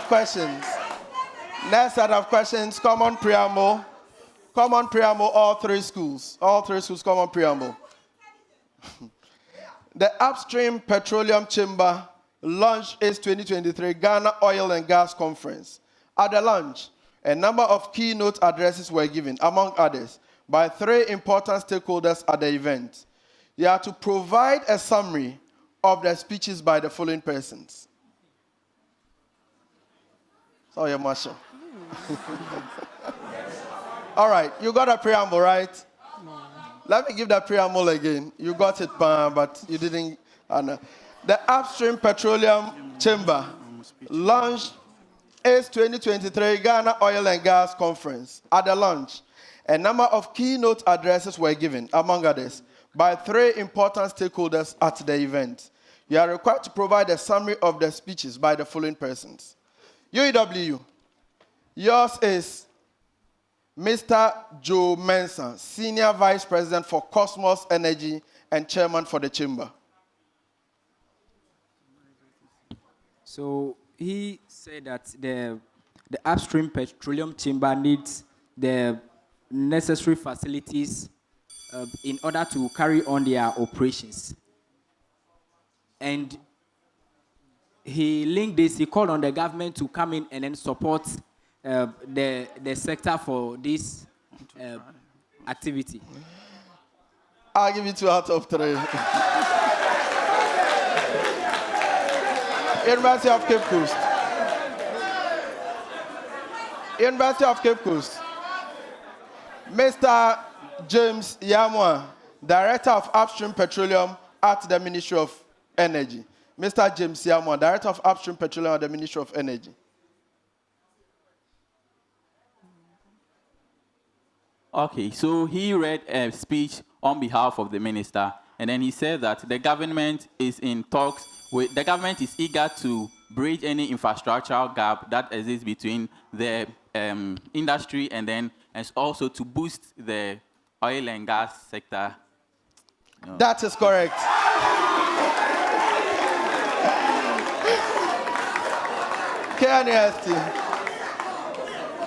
KNUST, yours is David Ampofo, CEO of the Chamber. David Ampofo, CEO of the Chamber. So David Ampofo briefed on the gave a brief overview of the industry, that's the oil and gas, and he also talked about the contribution of the sector to the economy, and also concluded with some recommendations. Yeah, I'll give you 2 out of 3.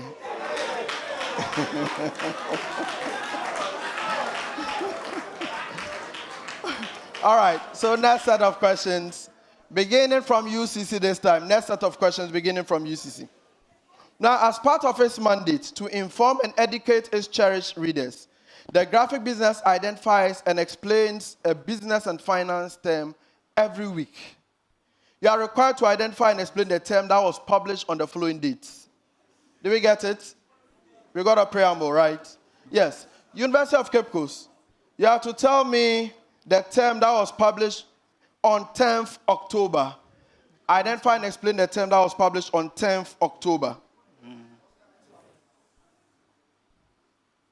Okay, so the term that was published was one-field test, and it is a test in statistics which defines the critical value, where the critical area should be. And so it has to be on either on one side of the critical value. It cannot be on both. So it is either greater than or less than, cannot be equal. That is correct.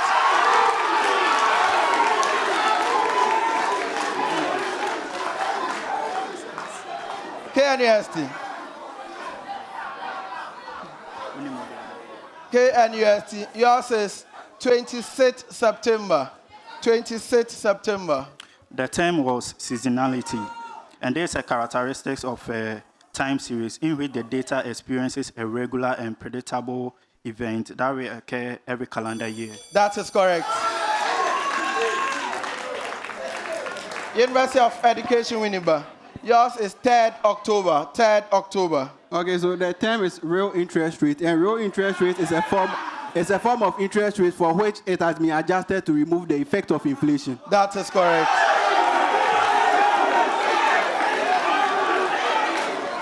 All right. So we are going to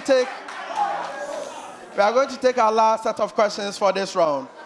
Still beginning with UCC, but it is a common preamble. Common preamble. Now, the reader's perspectives segment of the graphic business newspaper allows the ordinary citizen to contribute to the national discourse by responding to questions posed by a reporter on critical national issues. In the 3rd October 2023 edition of the newspaper, reporter Elizabeth Nyedu-Ado posed this question. The governor of the Bank of Ghana, Dr. Ernest Addison, said in a recent monetary policy press conference that Ghana was on a growth path. What can we do to sustain this growth? That was the question. Now, 3 persons gave their responses. You have to tell me the responses by the following persons. Okay. Beginning from the University of Cape Coast, you have to tell me the response by Alice Mreku, a customer experience officer. Okay, so what Alice Mreku said was that the government should support small and medium enterprises by providing them with financial and technical assistance that will help them boost their they boost their businesses and That is correct. KNUST. KNUST. Yours is Seydou Abudu Jr., a senior administrative manager. Seydou Abudu Jr., a senior admin manager.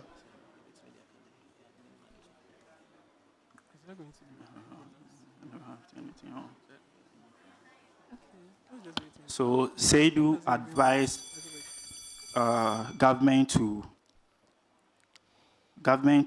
nurture businesses so that they can pay their taxes by creating an enabling environment where the interest rate regime is accommodating, inflation is well anchored. No, I'm not taking that. I'm not taking that. University of Education Winneba. Yours is Nkrumah Adi. Nkrumah Adi, an educationist. Okay, so Nkrumah Adi said that the governments will ensure fiscal discipline in his expenditure and not to follow political aspiration to overspend. That is correct.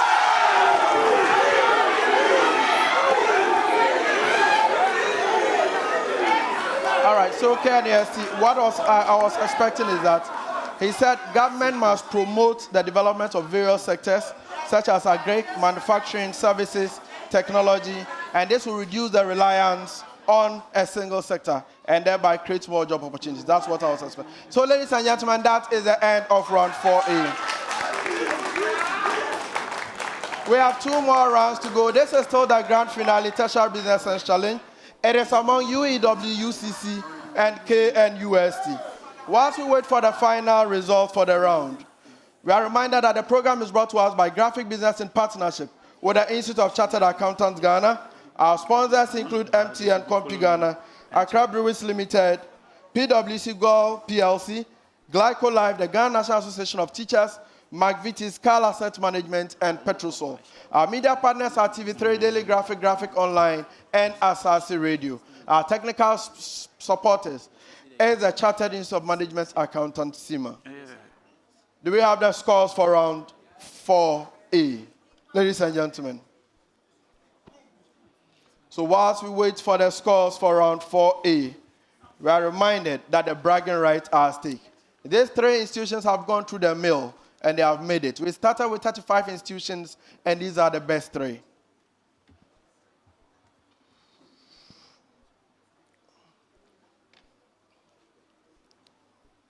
Digital graphic business newspaper can be downloaded from the Graphic News Plus app, from Play Store and the App Store, and subscribe. We are reminded that all schools are expected to subscribe and access copies of the Graphic Business newspaper on the Graphic News Plus app. Please download it from the Play Store or the App Store. The program is streaming live on Facebook, Daily Graphic Ghana, Asasi 99.5, as well as ICAGH Ghana.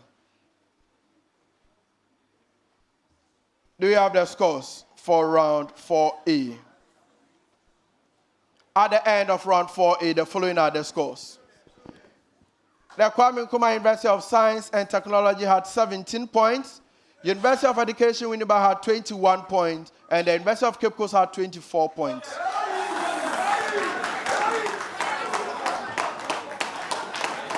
We are going into round 4B. And that is a true or false segment. Now, in this round, I'm going to read out some statements to you. It is your responsibility to tell me if the statement is true or false. If you got it right, you have 2 points. If you got it wrong, you suffer a penalty of -1. You may decide not to answer the question, in which case I can pass it on to the other schools, and whoever rings the bell first will be allowed to answer under the same conditions. Please, are we ready? This time we are beginning from the University of Education Winneba, UEW. UEW, labor idle time variance is measured as abnormal idle hours times actual hourly rate. True or false? Labor idle time variance is measured as abnormal idle hours times actual hourly rate. True or false? False. That is correct. University of Cape Coast. Labor idle time variance is not caused by non-availability of raw material. True or false? Labor idle time variance is not caused by non-availability of raw material. True or false? False. That is correct. KNUST. KNUST. Labor idle time variance is always unfavorable or adverse. True or false? Labor idle time variance is always unfavorable or adverse. True or false? True. That is correct. UEW. In nonverbal communication, oculesics is the movement of the face to irritate someone. True or false? In nonverbal communication, oculesics is a movement of the face to irritate someone. True or false? False. That is correct. University of Cape Coast. In nonverbal communication, pantomimic is a movement and position of the whole body to tell a story. True or false? In nonverbal communication, pantomimic is a movement and position of the whole body to tell a story. True or false?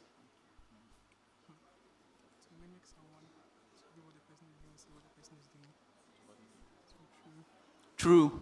That is correct. KNUST. KNUST. In nonverbal communication, mimics is the movement of arms and hands only to tell something. True or false? In nonverbal communication, mimics is a movement of arms and hands only to tell something. True or false? False. That is correct. University of Education Winneba, UEW. When ketosis is equal to 3, the distribution is mesochatic. True or false? When ketosis is equal to 3, the distribution is mesochatic. True or false?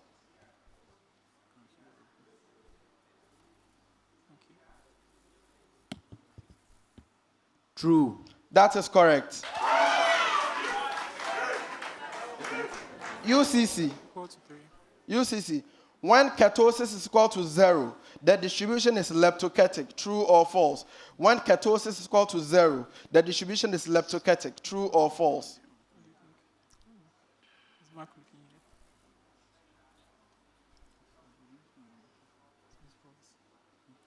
True. No, that is not correct.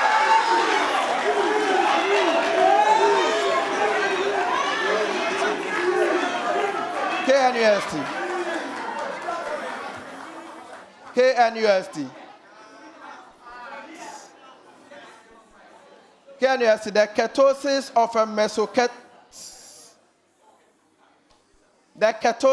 of a mesochatic distribution is neither high nor low. True or false?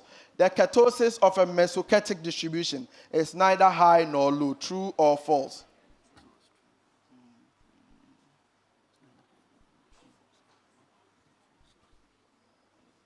True. That is correct. Our next set of questions. This time we are beginning from UCC. UCC, you are starting the next set for us. Extensive test of details for an income statement account is least likely to be required when detection risk is high. True or false? Extensive test of details for an income statement account is least likely to be required when detection risk is high. True or false?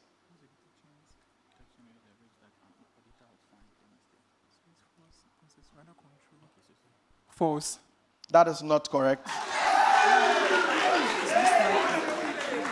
KNUST.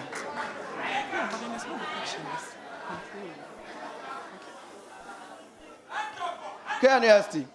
If the predominantly substantive approach preliminary audit strategy is used, the planned level of substantive procedures will be at the lower level. True or false? If the predominantly substantive approach preliminary audit strategy is used, the planned level of substantive procedures will be at the lower level. True or false? False. False is correct. UEW. If the lower assessed level of control risk approach preliminary audit strategy is used, the planned level of substantive procedures will be high or very high. True or false?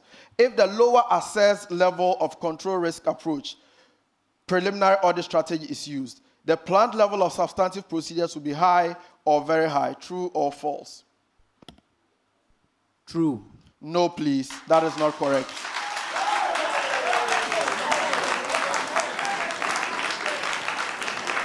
University of Cape Coast, your major question. All or nothing assignment of supply chain management assumes that all traffic will travel on the shortest path. True or false? All or nothing assignment of supply chain management assumes that all traffic will travel on the shortest path. True or false?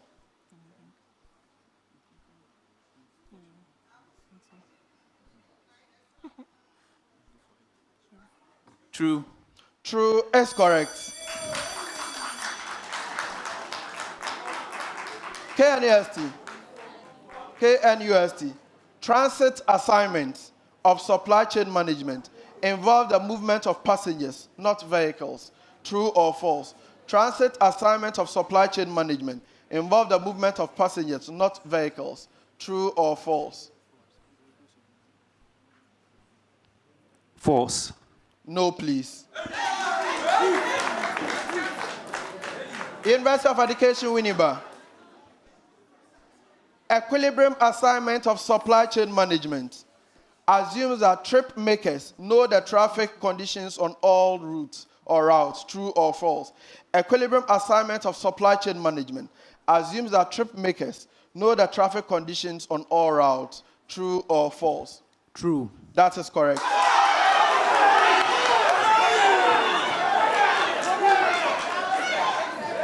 University of Cape Coast.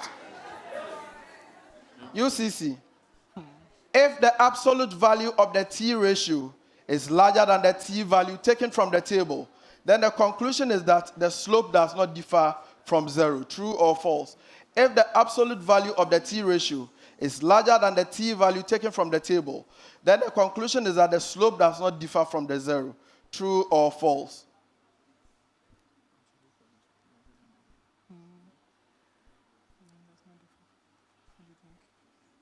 False. False is correct.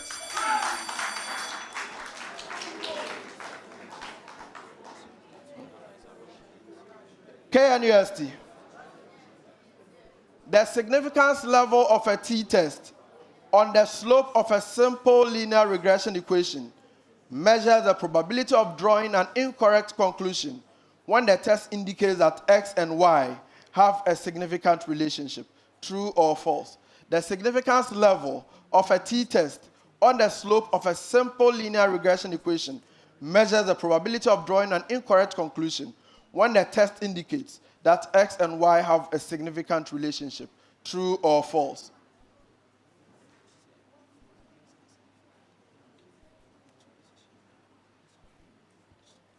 False. No, please. University of Education Winneba. UEW. A t-test on the slope takes as its alternative hypothesis the position that there is no relationship between the dependent variable and the relevant independent variable. True or false?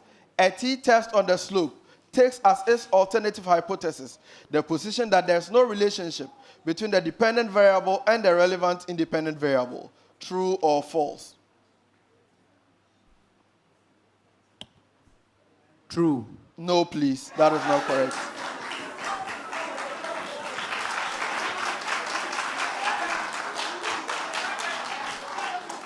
Next set of questions, this time beginning from KNUST. KNUST, next set of questions. All right. KNUST, the current ratio of a company is 2:1.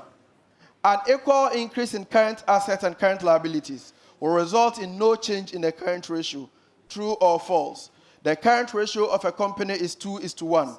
An equal increase in current assets and current liabilities will result in no change in the current ratio. True or false?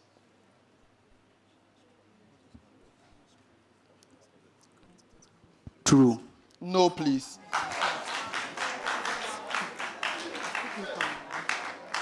UEW, University of Education Winneba.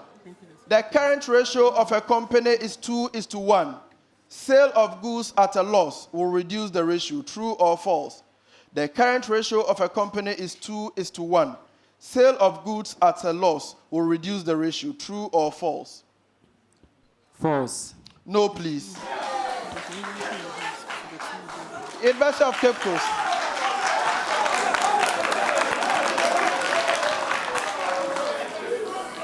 University of Cape Coast.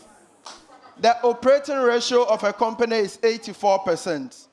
The conversion of debentures into equity shares will improve the ratio. True or false? The operating ratio of a company is 84%. The conversion of debentures into equity shares will improve the ratio. True or false? False. False is correct.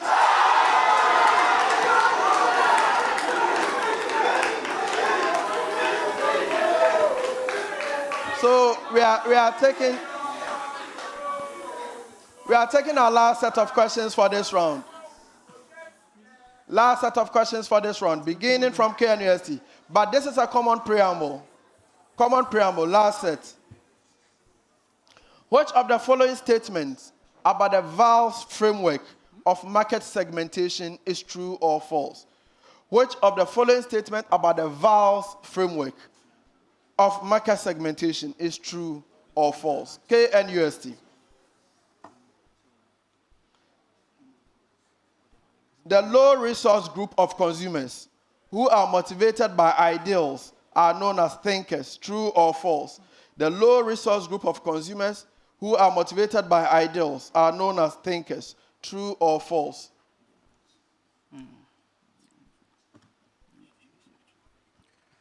True. No, please. University of Education Winneba.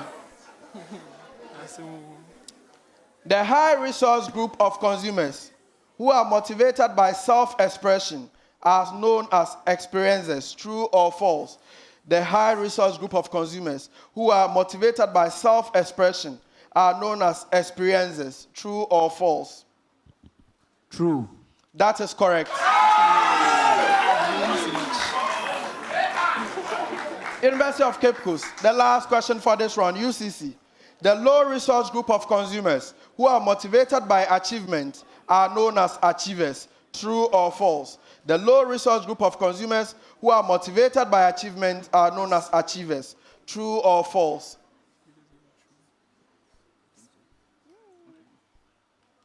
True. No, please.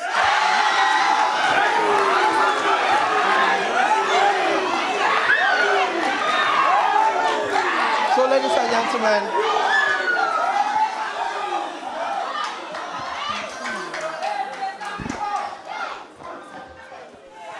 gentlemen, that is the end of round 4B. We have one more round to go.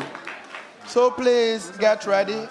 The last round is a riddles round. Before then, we wait for the scores for round 4B. But before then, my people, how do you assess your performance going into the final round? Let's begin from KNUST this time. We have one more round to go. How do you assess yourself so far, and what is your strategy for the final round?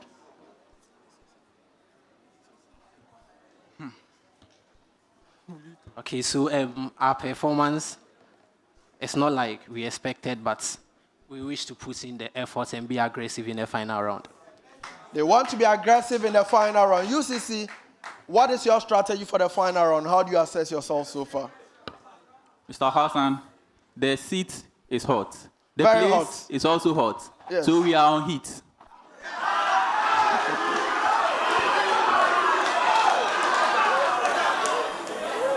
UEW, KNUST is aggressive, UCC is on heat. What are you?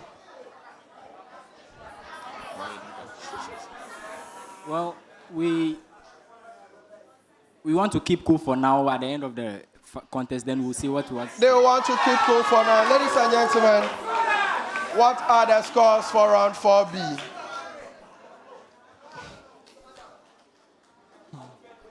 At the end of round 4B, the following are the scores. The Kwame Nkrumah University of Science and Technology had 4 points. University of Cape Coast had 7 points. University of Education Winneba had 7 points. We have one more round to go. All right, so ladies and gentlemen, we are going to the riddles. Now in this round, there will be 6 riddles in all. I'm going to read to you a set of clues. Your responsibility is to tell me who or what I'm referring to. Now, there's going to be a weighting system on the scoring, depending on the number of clues that I give before you answer. If you get the answer correct on the first clue, 5 points. If you answer it correct on the second clue, that is 4 points. Answering on any other clue thereafter is 3 points. Now, the riddles are open to all of you. You are supposed to indicate your readiness by ringing your bell. Let us hear the bell from the University of Education Winneba. University of Cape Coast.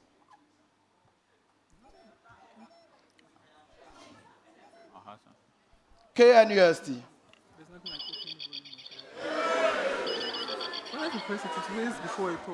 Now, when you ring your bell, you have a maximum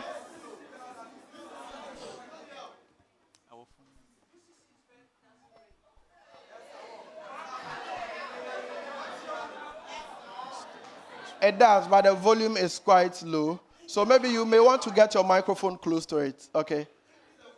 Yes, so try it again, let's see. Put it here. This is a speaker. Yes. No. Get a microphone closer to it. So, on the speaker itself, yes. Now click it. It's better now.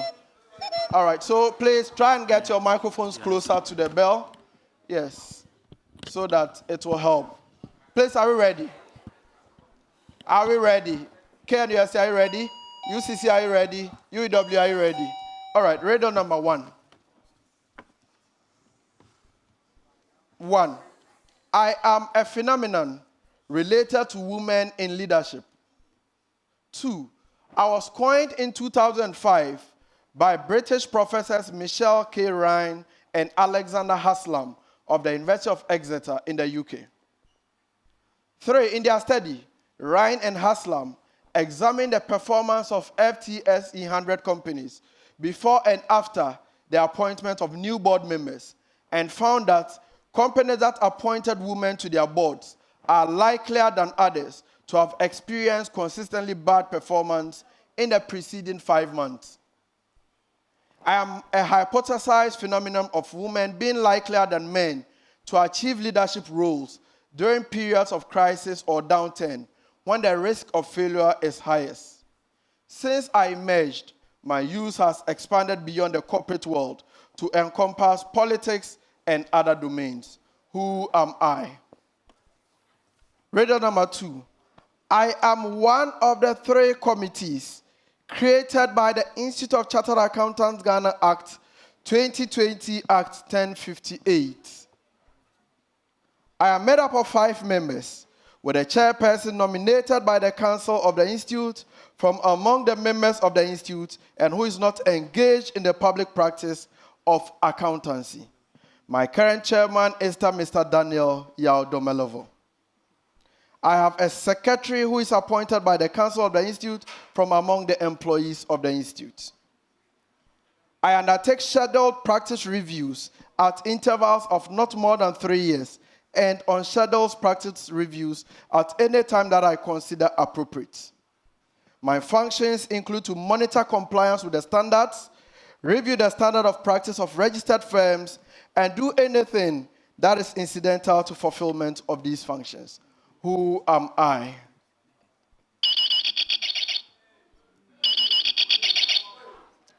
Yeah, KNUST? Compliance Committee. No, that is not correct. University of Education Winneba. ICAG Audit Committee. No, that is not correct. University of Cape Coast. The Review Assurance Committee. The Review Assurance Committee. Oh, you were close, but So the committee is the Accountancy Practice Review Committee. I'm sorry. Next time I'll bring it to you. All right, riddle number 3. Riddle number 3. I am a type of capital in finance, which can be structured either as a debt or a preferred stock. 2, I can be completed through a variety of different structures based on the specific objectives of the transaction and the existing capital structure in place at the company. 3, I'm often a more expensive financing source for a company. KNUST. Share capital. No, please, that is not correct. Did you also ring? All right. I am often a more expensive financing source for a company than secured debt or senior debt. KNUST. Hey, UEW, sorry. Mezzanine finance. That is correct.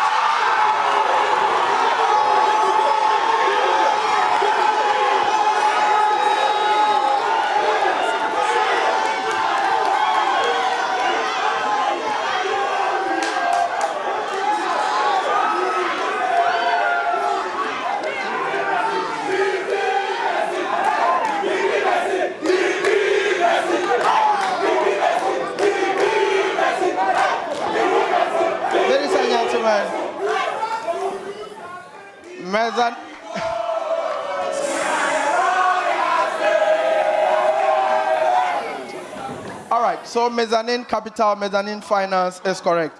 Riddle number 4. Riddle number 4. I am a concept related to international trade financing transactions. I am frequently used in discussions between exporters and importers, and its banks or financial institutions officers. While rarely used, I can be an effective method of securing the rights of the receiving party in the transaction. I am normally associated with bills of exchange or promissory notes. I am the act. Yes, who rang? UEW. Letter of credit. No, that is not correct. So I continue. Have you rang your bell? All right. So I continue for the benefit of UCC and KNUST. I am the act of having a third party, usually a bank or lending institution, guarantee the obligations of a buyer to a seller per the terms of a contract, such as a promissory note or a purchase agreement. Who am I?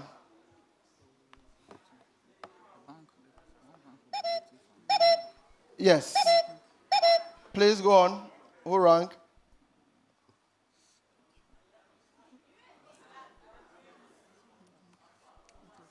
Okay. KNUST, you have the floor.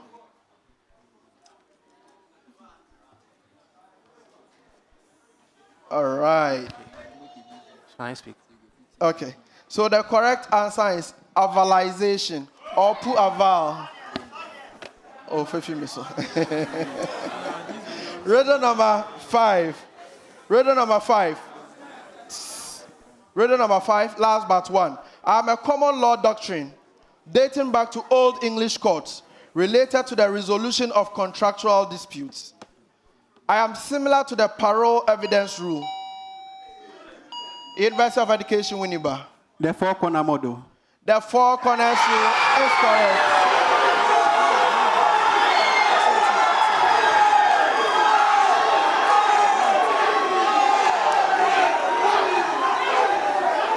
They answered.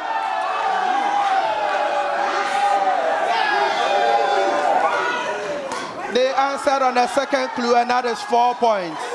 4 points. They answered on the second clue, that is 4 points. And now, ladies and gentlemen, the last riddle. The last riddle for the contest. All right, please. I am a number, numeral and digit, considered unlucky in many East Asian cultures. In biology, I am the number of nucleobase types in DNA and RNA. In chemistry, I I am the atomic number of beryllium or the valency of carbon. In technology and on most phones, I am associated with the letters G, H, and I. KNUST. 4. 4 is correct.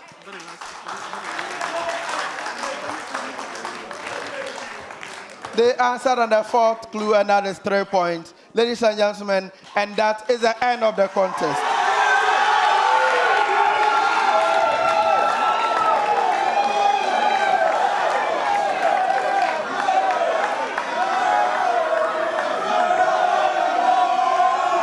All right.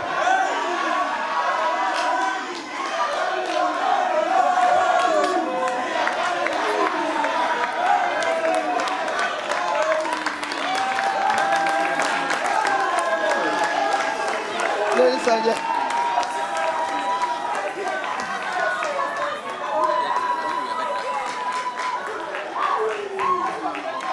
Ladies and gentlemen, we await the final scores for this round and for the contest. What are the final scores for this round and the contest? We wait to see. But whilst we do so, let us acknowledge the contestants for the very difficult tasks that they have subjected themselves to. So please give it up to the contestants.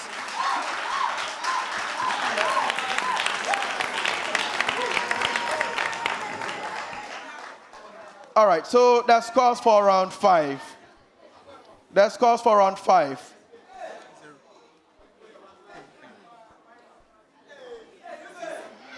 Round 5 scores. The University of Cape Coast had no points.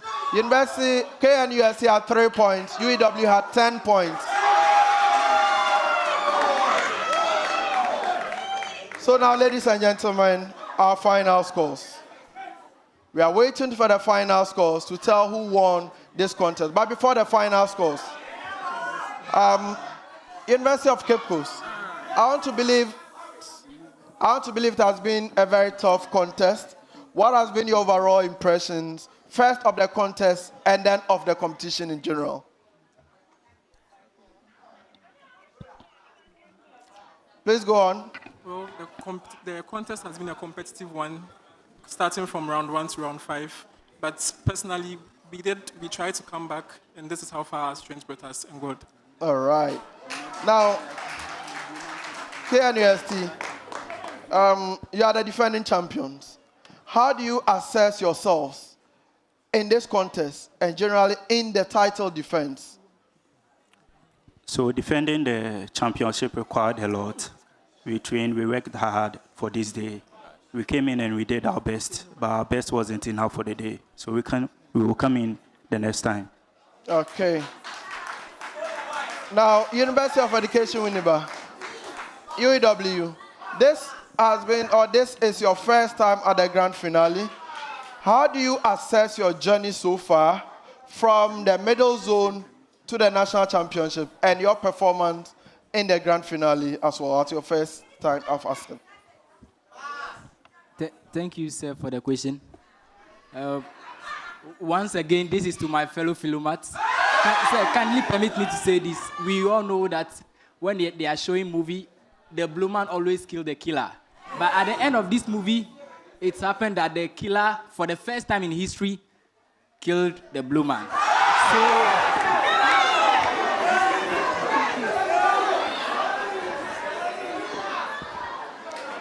So from the journey wasn't easy. From our engine room, that is our Gemba back on campus, it wasn't easy at all. The sleepless nights, it wasn't easy. So we thank God for bringing us this far. Thank you. All right, thank you very much, UW, and to all other schools. And now the final scores.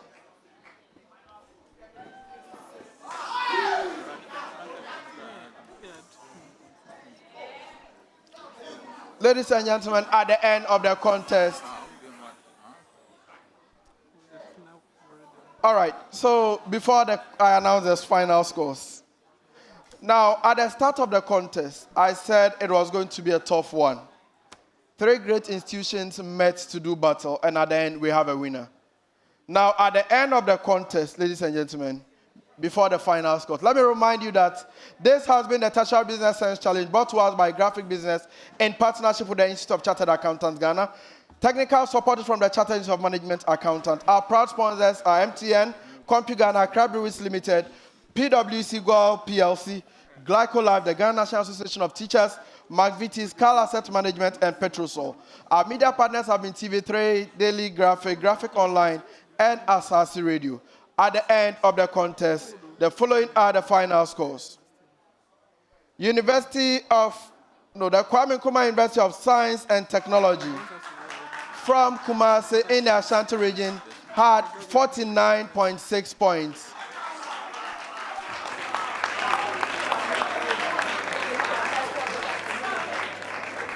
University of Cape Coast from Cape Coast in the Central region had 51 points. And the University of Education Winneba from Winneba in the Central region had 67.9.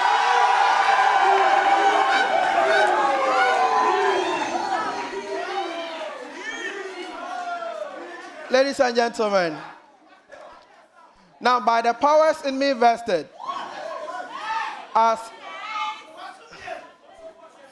a Quizmaster of the Tertiary Business Science Challenge, I hereby declare the University of Education Winneba as the winner of the Tertiary Business Science Challenge 2023 version 5.0. By this feat, they have avenged the past defeats to UCC and KNUST, and they have now joined UCC, UDS, KNUST as the winners of the TBSC. Congratulations, University of Education Winneba.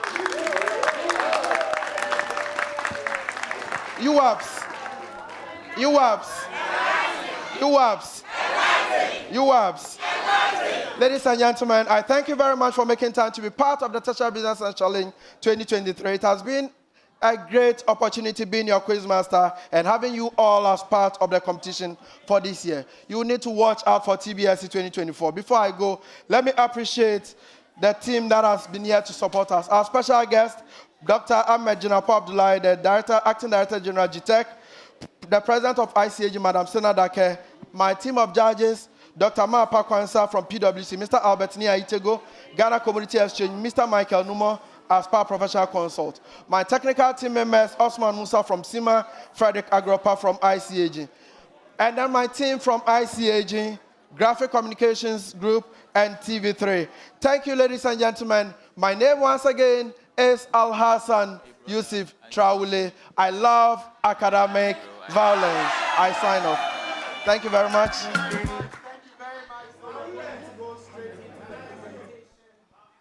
The prizes and the awards. Congratulations to all the contestants and the various universities. And we're going to start from the third place. The third place, and representatives of Glycolife and SIMA. If you can kindly do us the honors. Reps of SIMA and Glyco. They are going to be giving the presentation for the third place. And ladies and gentlemen, the third place. Okay, great. So thank you so much. They'll bring the awards on stage so you can hand it to Kwame Nkrumah University of Science and Technology. Please keep the rounds of applause going as they come on stage for us to.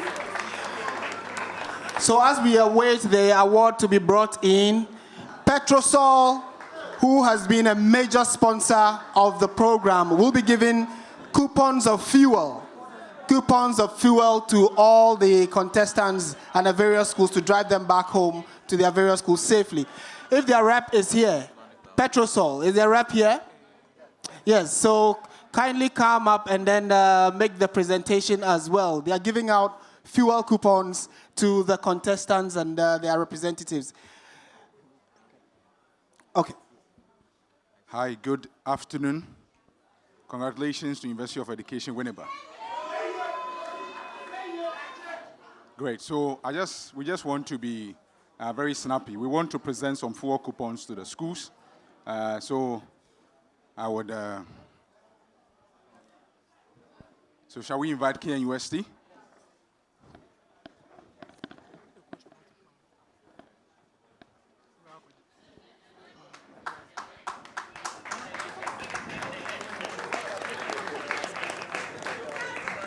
Shall we have UCC?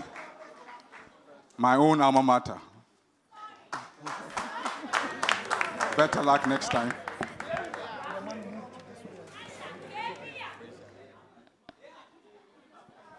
And then the winners, University of Education Winneba. Oh, can you put your hands together for them?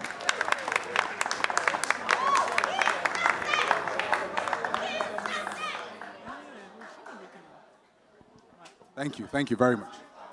Thank you very much, Petrosol. All right, so after that, now we are going to go into the main presentation, and will the reps of KNUST kindly come as the persons who will be handing over the awards to them are already with us on stage. Can you kindly come? KNUST, please come. We have reps from Glyco and Sima. All right, come this way.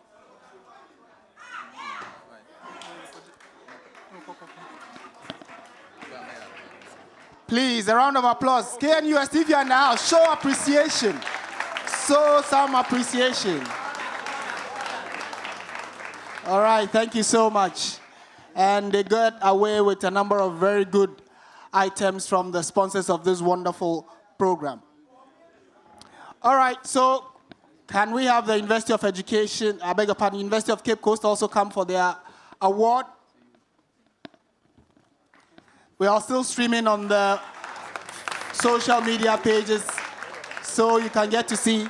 For being the first runner-up, they go away with 5,000 Ghana cedis, 4 tablets, insurance cover, internship opportunities, and complimentary graphic news plus subscription, and then they'll be getting a participation certificate as well. So congratulations, University of Cape Coast, for coming up as the first runners-up. Now to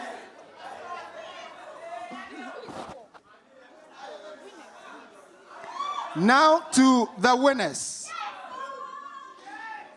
We have representatives from ICAG and Graphic. They are going to be presenting the award to the University of Education Winneba. Please kindly come forward.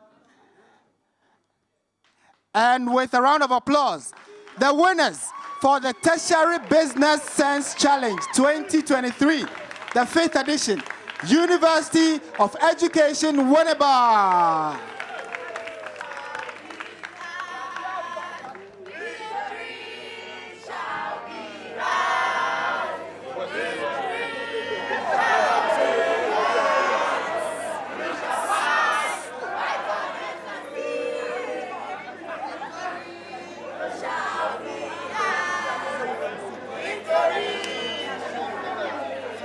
Okay, so a big thank you to us, and that's the final amount that will be handed to them, and the trophy as well.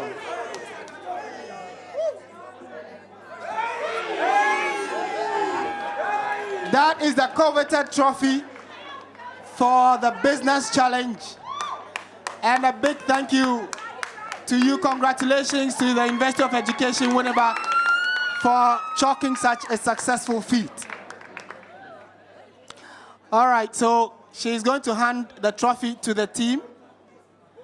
They go away with 8,000 Ghana cedis, 4 laptops, insurance cover for 4, internship opportunities, complimentary graphic plus subscription, and then also a certificate for participating in this year's event, and that's the trophy. So please, a round of applause for the winners of the 2023 edition.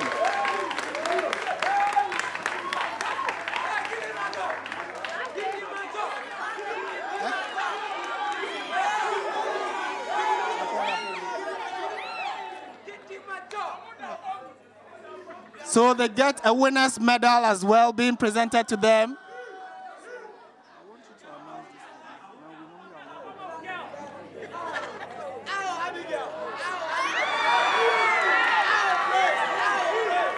Big congrats to you.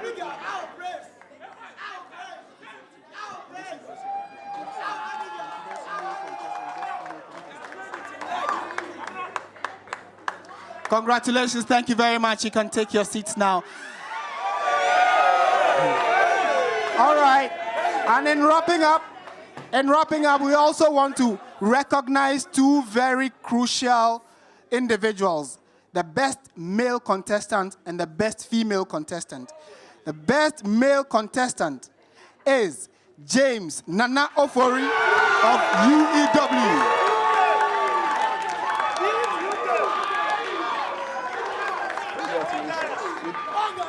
Congratulations. And some reward from ICAG. Yes, so ICAG will be giving you a very handsome package. Thank you very much. Yes, congratulations to you as well. And the best female contestant is Abigail Tego of GCTU. That's the Ghana Communication Tertiary Technology University, GTU. A round of applause for her as she joins us on stage. Best female contestant. Thank you so much and congrats to you as well. Congratulations. So, okay, Yes. I'm sure there's a package here for... You get a nice package. Congratulations. We'll get back to you also. Thank you very much. Thank you so much. So, ladies and gentlemen, that's how the cookie crumbles. Thank you so much for spending your last few hours with us. It has been tough for the various universities, right from the beginning till the very end. We now have a final winner. We want to say thank you for participating as well. And and the last act on the stage will be a donation of some books to the contestants to enhance whatever it is they'll be doing onwards from here. So kindly join us on stage for the quick presentation. A round of applause as it comes up to hand the contestants a very important document which will help them going forward. Yes. Yes, so like we mentioned, financial knowledge is quite key. And one of the key things that we realized, even as part of this project that was done, is the issue of financing. So what, as part of the contribution, is to help the contestant to augment their level of knowledge in understanding the various funding stages and how you can be able to secure funding to be able to drive projects like this. Financial sustainability is key. So as part of this, I'm handing over one book each to each of the contesting schools, and well done, and keep up the good work that you're actually doing. Thank you. For more news, please visit our website, graphic.com.gh, or follow us on Facebook at Daily Graphic and on YouTube and Twitter at GraphicGH. Subscribe now.